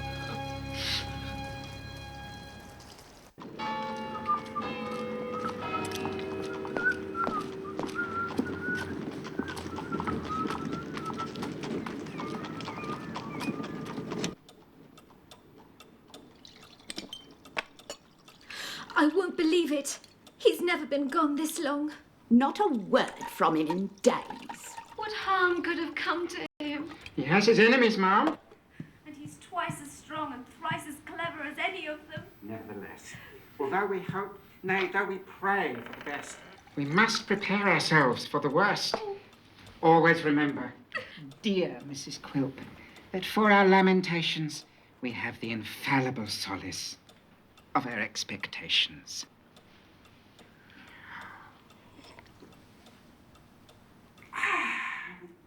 However, we must hope for the best. We will leave no stone unturned. We will prepare a descriptive advertisement to be distributed throughout the realm. Well now, respecting his demeanour. Crooked. How I do love you. Certainly crooked.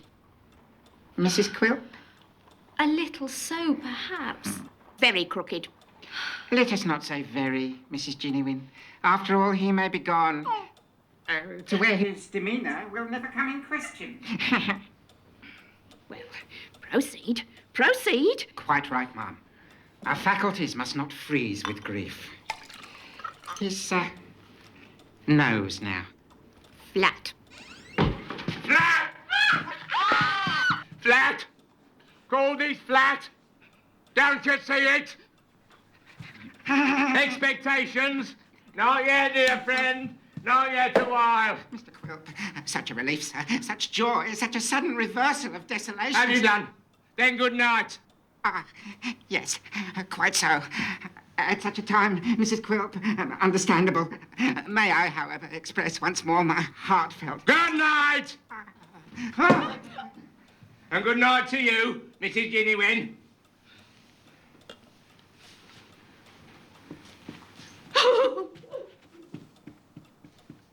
Oh, tears, Mrs. Quilp. You sorry I'm safe and sound? Oh, no, I am glad indeed I am. Yeah, rejoice, dear. Yes, I do. Well, here's more for your rejoicing. They got away. That precious pair whose cause you plead so fervently. Nell? Yeah, Nellie and her grandfather. Now all the West Country's laughing up its sleeve at me. Isn't that cause for rejoicing? You must be hungry, Quilp. Not just this minute. You must be tired. Come to bed. Who like that, would you, my helpmate? You know I would. How could you go away so long without sending me word of where you were? How could you be so cruel? I was in the humour to be cruel, I suppose. I'm in the humour now. What do you mean? You tire me, Mrs. Quilp. No. You irritate me half to death. And as for your mother... Oh, I live at the wharf. Yeah! I'll be a jolly bachelor again. You can't be serious. Why not? You've been a widow in anticipation. I'll be a bachelor in earnest. Well, I'll come and go, you know, like a will-o'-the-wisp. Come when you least expect me and go when I take the fancy, like now. So I hope you didn't get anything too nice for dinner, because I shan't be here for it. Quilp!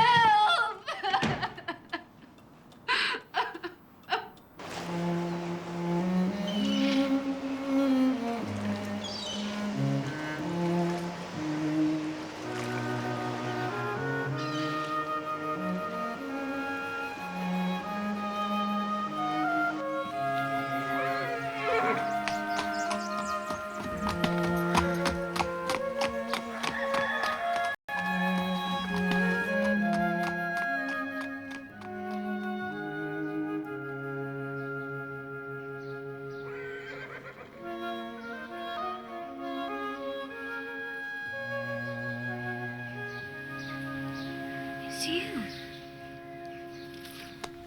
I don't understand. What is this place? And where's my grandfather? In the next room. Still sleeping, I hope. Now, drink this. You've been very ill with fever. Drink it down. Very bad? Horrible. You remember I told you I was to take up a new post in a village school? Well, this is the village, and yonder is the school. And the salary is £35 a year. Come in, sir. She's awake, and very much better.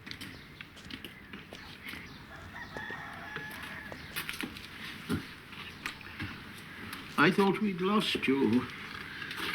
Are you really better? I feel better. Truly. You'll forgive my saying so, sir. I think she should not be tramping the open road again for some time. Oh, of course not, no. But we can't stay here. After all, we've trespassed on your hospitality quite enough. Bear with me a moment, sir. I think it very likely I can find employment for you here.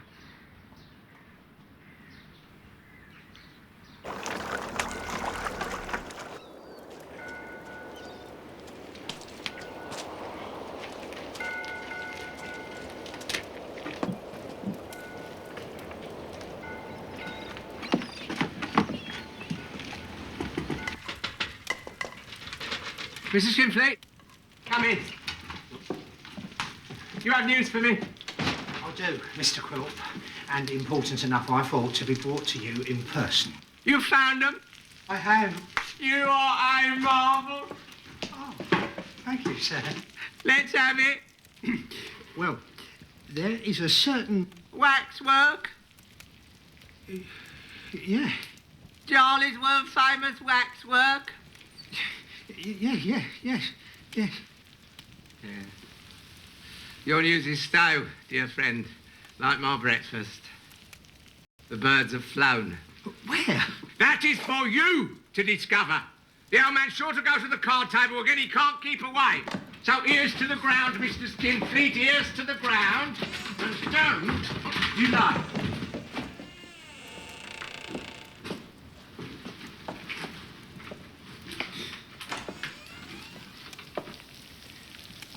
Oh, Mrs. Quilp.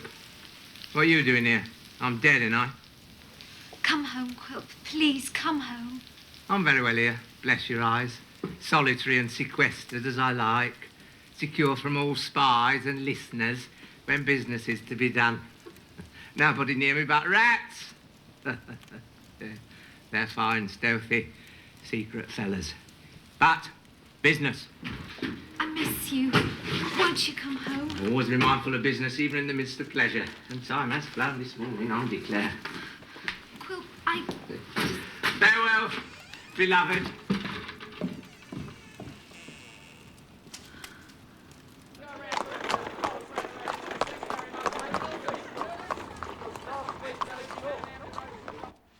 Render me an account of what's owing. If I believe it, I'll pay. With what? Money, of course. Money, yeah. Who steals my purse steals trash. But he who filches from me my good name, Shakespeare. Before ever you put your hand in your pocket, I'll put that old man in the madhouse where he belongs. On this testimony, I think not. I'll put men away on less. Unfortunate wretches without the means to go to law. We have the means, Quilp, and a short way of dealing with blackmail. Blackmail. Oh, that's a beautiful word. One of the most beautiful in the language. It has a poetry about it. Yeah, no, it's not blackmail. As to the law, neighbour, possession will always be 9 points of it.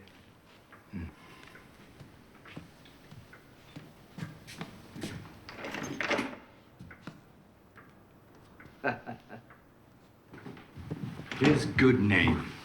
What the devil does he mean? The world goes in fear of him. He must be revenged on your brother, or the world may lose that fear. Is that worth more to him than money? To Quilp, yes. And if he should find my brother before us, what could he do? It would be better if he did not. Then he must not.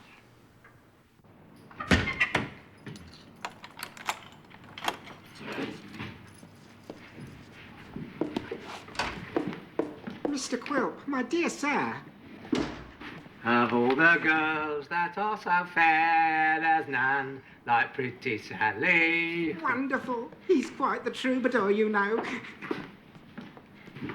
Take this down to the city, would you, Swiveller?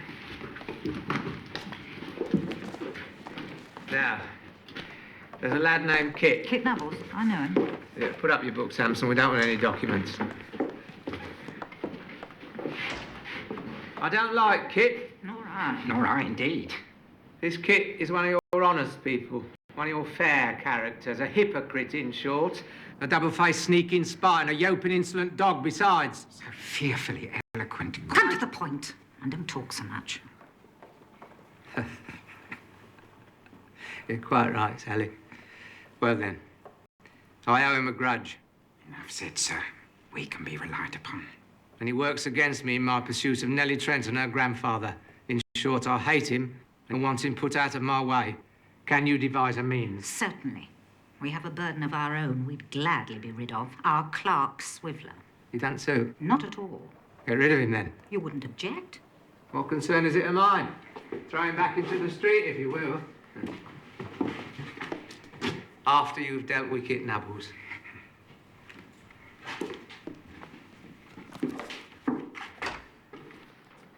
No documents, he said. Oh, but you know what my memory is, old fellow. You play a dangerous game, Brother Samson. Quilp is a dangerous man.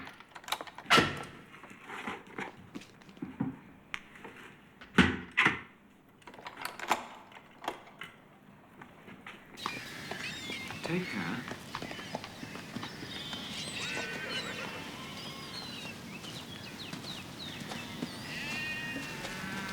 It was an abbey. An ancient foundation, fortified as you see. Long since abandoned, but still the property of the church. So peaceful.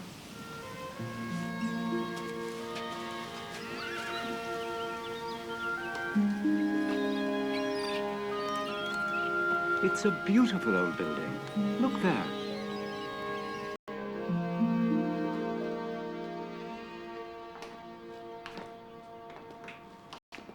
Oh, I say. Nellie, look. That 16th century French, you can tell, that very typical Gothic opulence, that, oh. Ah, yes. Well, that's late 14th, early 15th century. I wouldn't wager on it. It's Italian, of course. We can't live here. Don't you like it? I do. It has an air of sanctuary. Oh, of course we like it. Don't we, Grandfather? Yes. But who would ever let us live here? But the church employs a keeper to clean and safeguard the building and tend the burial ground. The post is vacant. I've spoken with the Archdeacon, and it's yours, if you want it. The pay is very small, I fear. Pay? Grandfather, do you hear? Yes. This is everything we've dreamed of. As you say, sir, this is a sanctuary. Don't you worry about that. All right. Ah, Christopher, my dear boy. Come to see our friend above stairs, have you? I got letters for him. Quite so. Quite so. Now, when you've delivered them, do me the kindness to look into the office for a moment. You'll not regret it, I promise. Oh, very good, sir. Thank you, Christopher.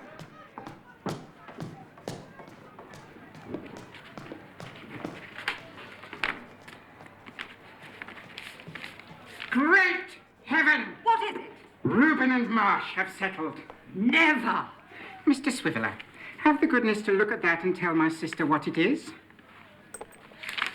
It's banknote for £5. Are you certain? Examine it carefully, minutely.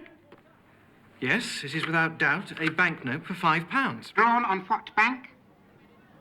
Fields Bank. Thank you, Mr. Swiveller. There you are. I said they'd settled. Step down to the city with this, would you, Mr. Swiveller? Again? And at once, if you please.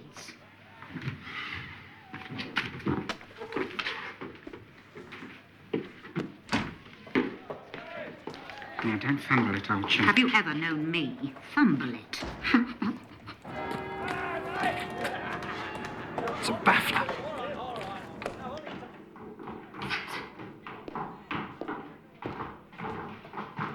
Christopher! Christopher! Come to me. Take off your hat. Sit you down, my boy. I can't stay long, sir. Then I shan't keep you long. I'll come straight to it. Well, now, we have a house to let for a client, and are obliged to put someone into the said house to look after it. And thus we're looking to find some deserving person. Someone whom we can trust implicitly. We thought of your excellent mother, Christopher. It'd mean comfortable lodging all year round, no rent to pay, and a small weekly allowance. What do you say? Samson, I want you. Don't decide immediately. Take time to think it over. Excuse me a moment. Inside the lining. Well done, old boy. Well, Christopher, have you thought? I don't know how to thank you, sir.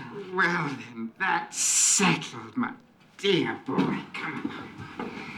You go straight off and see your mother, and you tell her straight away. I'm sure she'll be delighted.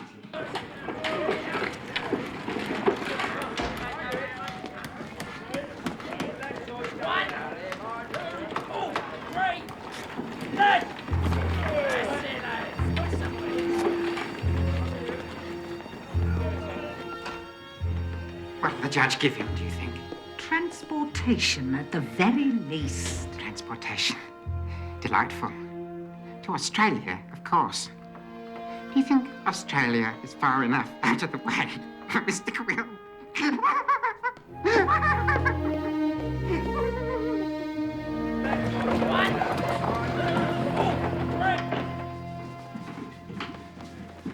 What the devil's going on? This is a private office, sir. In which private business is being conducted, I must ask you to withdraw. Nothing here, sir. I rejoice at it and offer my most humble apologies, Christopher. What about his cap? His cap? Nonsense. Has it never been known for a thief to conceal his gains in his cap? Thief? Are you calling the boy a thief? Well, Constable? Lord bless my soul. Is this the missing note, sir? I can't believe it. I won't believe it. Say something, Christopher. Perhaps it is not the one. Mr. Swiveller, your arrival is providential. You saw the £5 we received this morning. You can tell us whether this is the same note drawn on Fields Bank or not. Providential be hanged. It's a fraud. Have a care, sir. That is an actionable statement. Well, Mr. Swiveller? Well, yes, it is the same. You say he was left alone? In here, miss? He was. Then I've no alternative. Christopher Nubbles, I arrest you in the name of the law. It's a fraud, I tell you. A fraud! Step back, sir, if you please. Christopher Nubbles, I arrest you in the name of the law. Who are your other witnesses? What are your other evidence?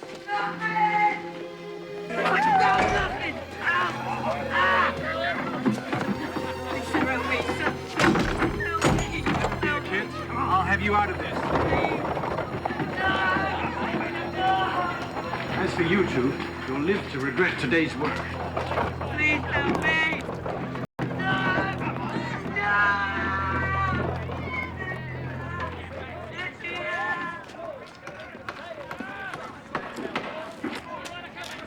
Hobgoblin, eh, Kit? Honest Kit? Plain speaking Kit?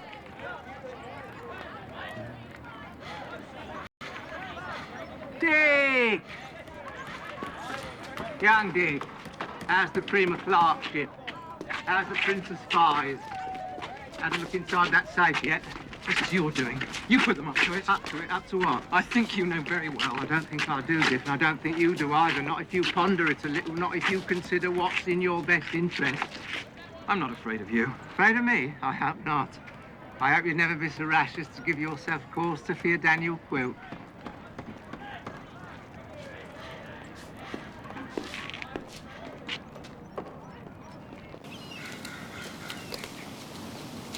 Good day. Good day, this.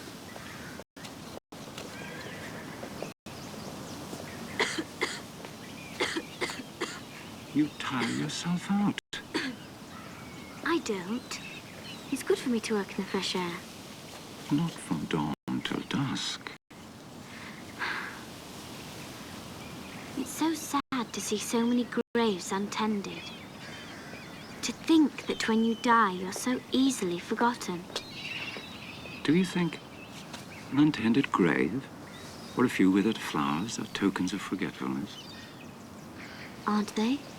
There may be people busy in the world at this moment, far away from here, in whose good actions these very graves, neglected though they seem to us, are the chief influence. Perhaps. Don't you see?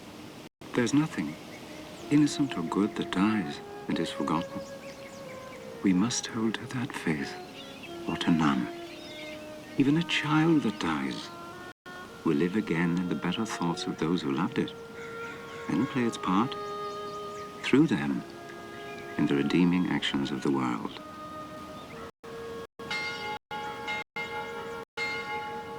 There's the school bell, and I'm late as usual.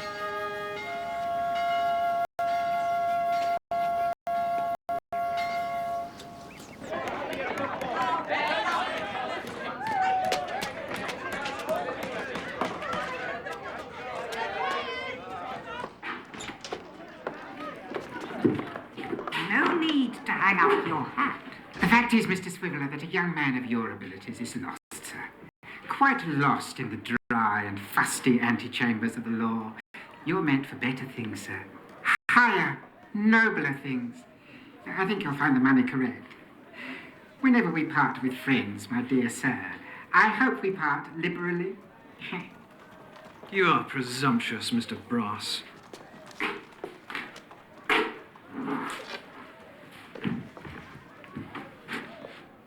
You haven't seen or heard the last of me.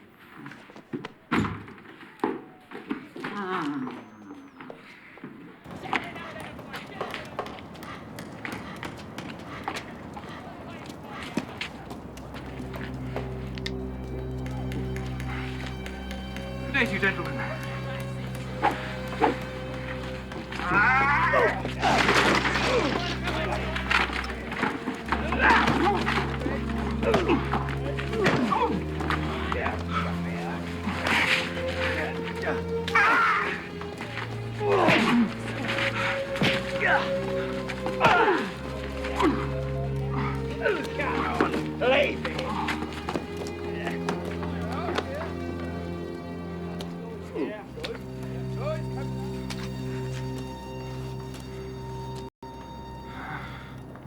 Now we can be friends again. Hey, Dick?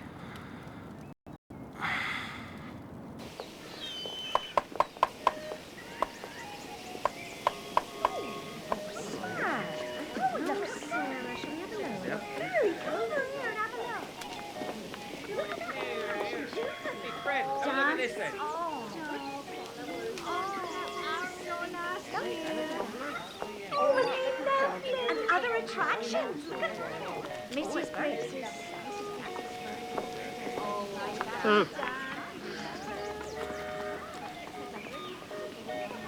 You're afraid I won't be able to keep away.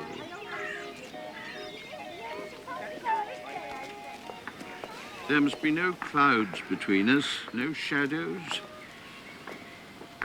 Everything must be above board. You are frightened that I will not be able to resist the lure of the card table. Yes, Grandfather. But why should I seek our fortune at the gambling tables when I've already found our fortune here? I shall never touch a card again. I'm glad. I robbed you, and yet you never reproached me with either a word or even a look. I would have robbed dear Mrs. Jarley, too, brought utter ruin upon us both. But you saved me, and I repaid you most cruelly. No. Yes. I was even lying when I said that I gambled in order to keep you away from poverty. It was true. It was true at the beginning, but it soon, far too soon, became something quite different. It became an obsession. It became a form of madness. Grandfather. Yes. But now, you know, once I've told you all that, I'm free. I'm free.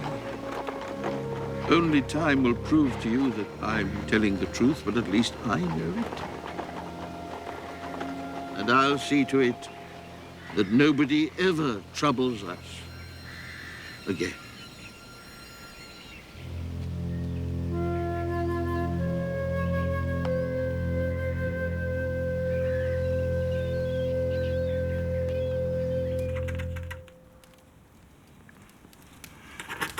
This is complete.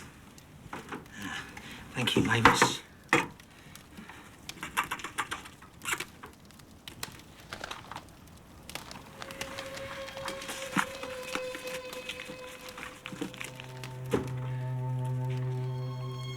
Daniel Quilp, Esquire, Tower Hill,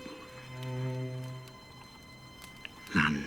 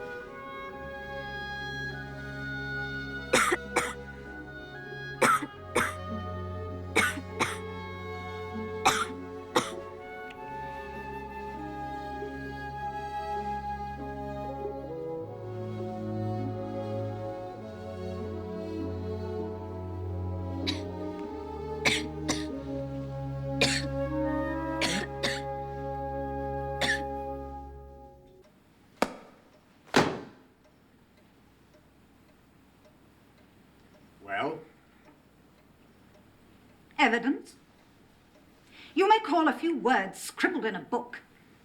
A book, moreover, stolen by some person or persons unknown. You may call that evidence, Mr. Witherden. I don't. It will be for a judge and jury to decide. I fear neither. Yet if the case goes against you, as in my professional judgment it certainly will, you face a long term of imprisonment. On the other hand, make a clean confession of it now. Of what, pray?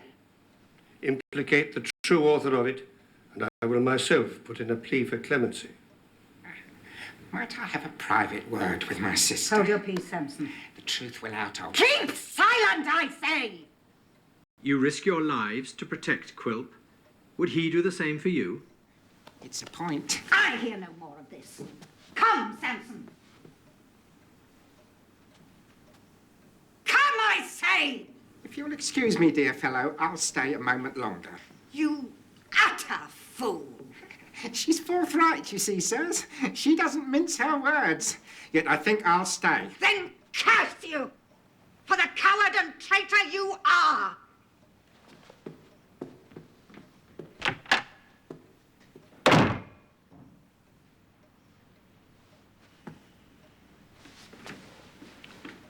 Well, sir? Mr. Witherden, sir, we have the honour to be members of the same profession. You spoke of a plea for clemency. You know how the law works, Mr. Brass. Turn Queen's evidence against Quilp, and with me to speak for you, I have no doubt of the outcome. A fine or a short term of imprisonment at the very worst.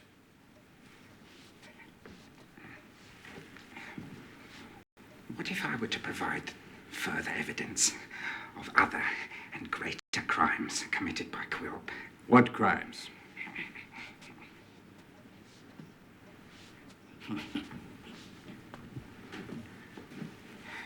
Blackmail, fraudulent conversion, forgery. Then I have no doubt that you'd walk free. He has a strong box, gentlemen. He keeps it at the wharf. Inside it is documentary evidence of his career that he keeps to gloat over. The blackmail he's extorted, the wills and leases he's forged, the dues and taxes he's evaded, the whole account of his profits from gaming, counterfeiting, opium, receiving. Enough to hang him 9 times over. Now, upon an information sworn by me, you could open that strong box. I make only one condition. And that is? Punish Quilp, gentlemen. Weigh heavily upon him. Grind him down. Tread him underfoot. He has done as much by me and 1,000 others for many and many a year.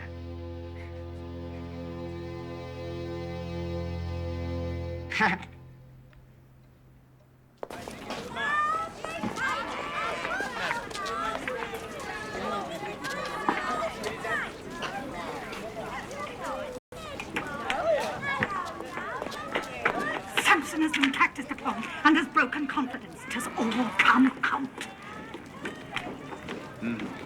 Come in here. How about this?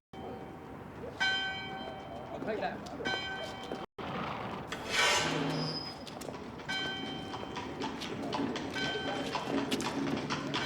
Thank you, sir. Thank you so much.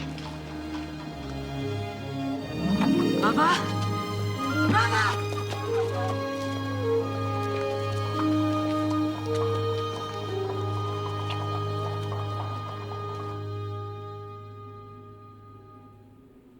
This is all my doing. No. It is. No, Grandfather. It was Quilp.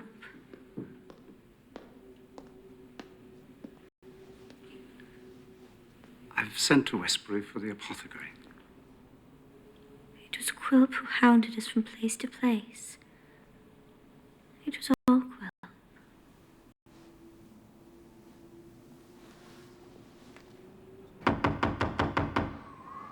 It's on. Yeah, right. Hold your horses. Yeah, hang on a minute. I'm coming. Where's Mr. Quilp? He's in there. Samson Brass. Flattering blood, Lascar! If only I had him here. What do you want? This letter came to Tower Hill for you. What are you doing? What's happened? It's complete. At last. What are you doing, Quilp? Making a funeral pyre in my past, Mrs. Quilp. All of it. Is that letter news of Nell Trent? None of your business. Is it? Still pleading her cause. You don't know what torture I've suffered since I deceived that child. Torture? I call it treachery. Get out of it. Take her home, you dog, or I'll cut your throats. And don't come here tomorrow, this place will be locked up. Get out of here!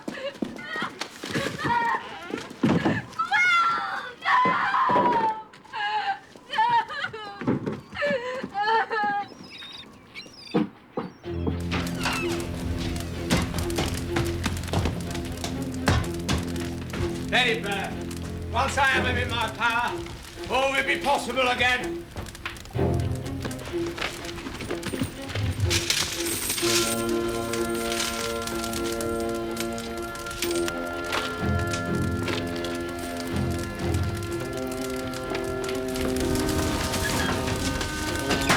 Let it burn, let it burn!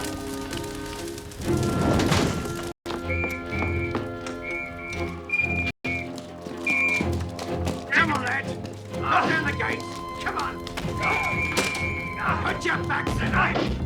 Easy. Come on. Come on, come on, lad. 1, 2, 3, go. 1, 2, go. Come on, lad. Go on. Right. Go on. Stand back.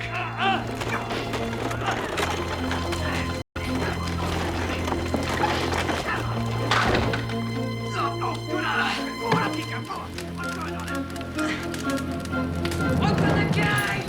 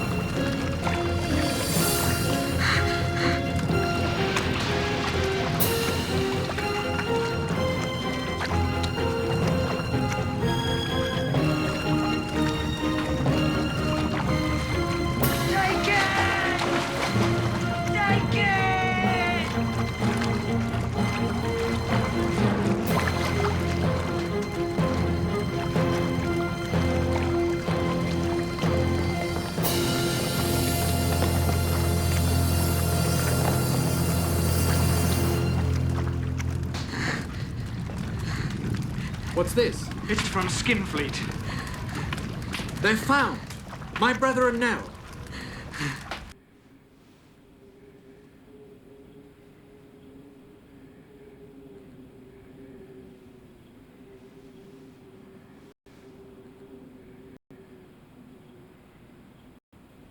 You look better, little pilgrim. I think I am. I had a dream about Kit. Do you remember, Grandfather? The tricks we used to play on each other. Oh, I'd like to see him again. You must get well, my love. We'll talk about all that when you are well. Kit will make me laugh. Then I'd be well. I wish there was someone to take my love to him.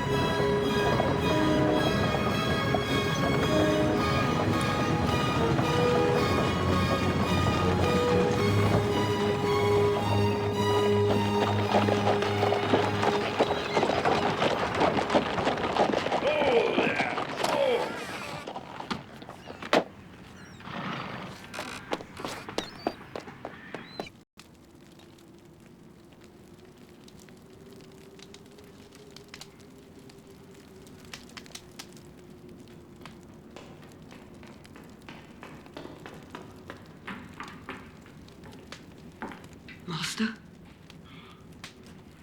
My dear master, speak to me. There's another one. How many more will there be tonight? Spirits. No spirit, master. No one but your old servant. You know me now, I'm sure. Miss Nell, where is she? Where is she? They all say the same. All ask the same questions. Spirit. Where is she, master? Tell me but that, dear master. She is asleep. Yonder. Oh, there. Thank God. Oh, yes, thank God indeed. Hark. Did she call? No, I heard no voice, master. There it is. You're not going to tell me you didn't hear that. What? And nobody know her voice so well as I?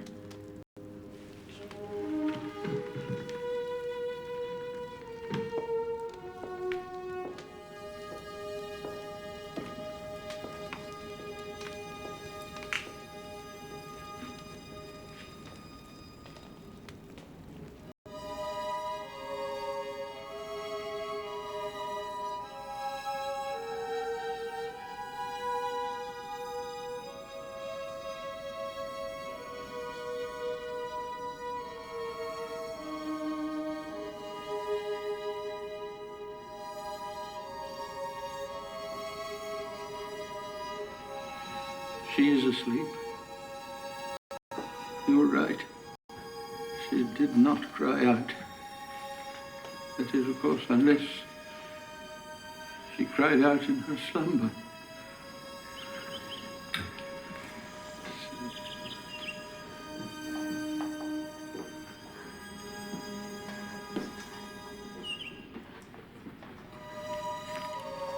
Miss Nell?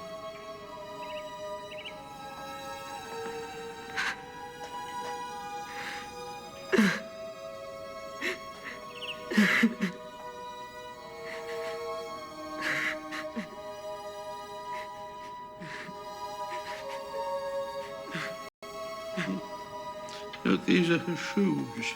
See that?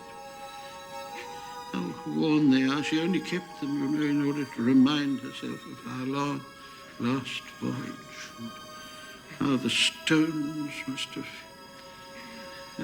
blistered and cut her feet. She never told me. Doctor?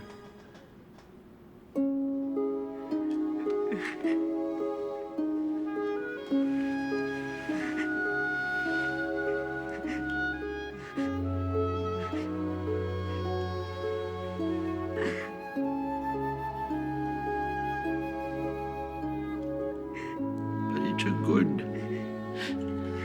and happy sleep. It is. It is.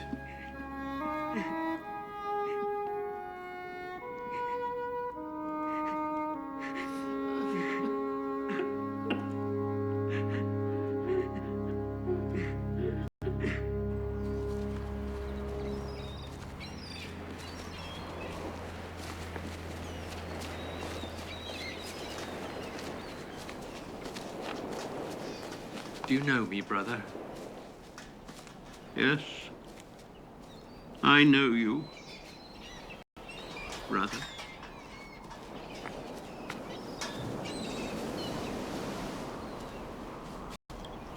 We have much to do, you and I.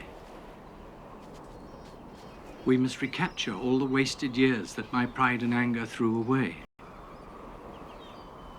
Nell brought you here, against all odds, through every danger and hardship. She brought you here to the sea, not to die, but to live.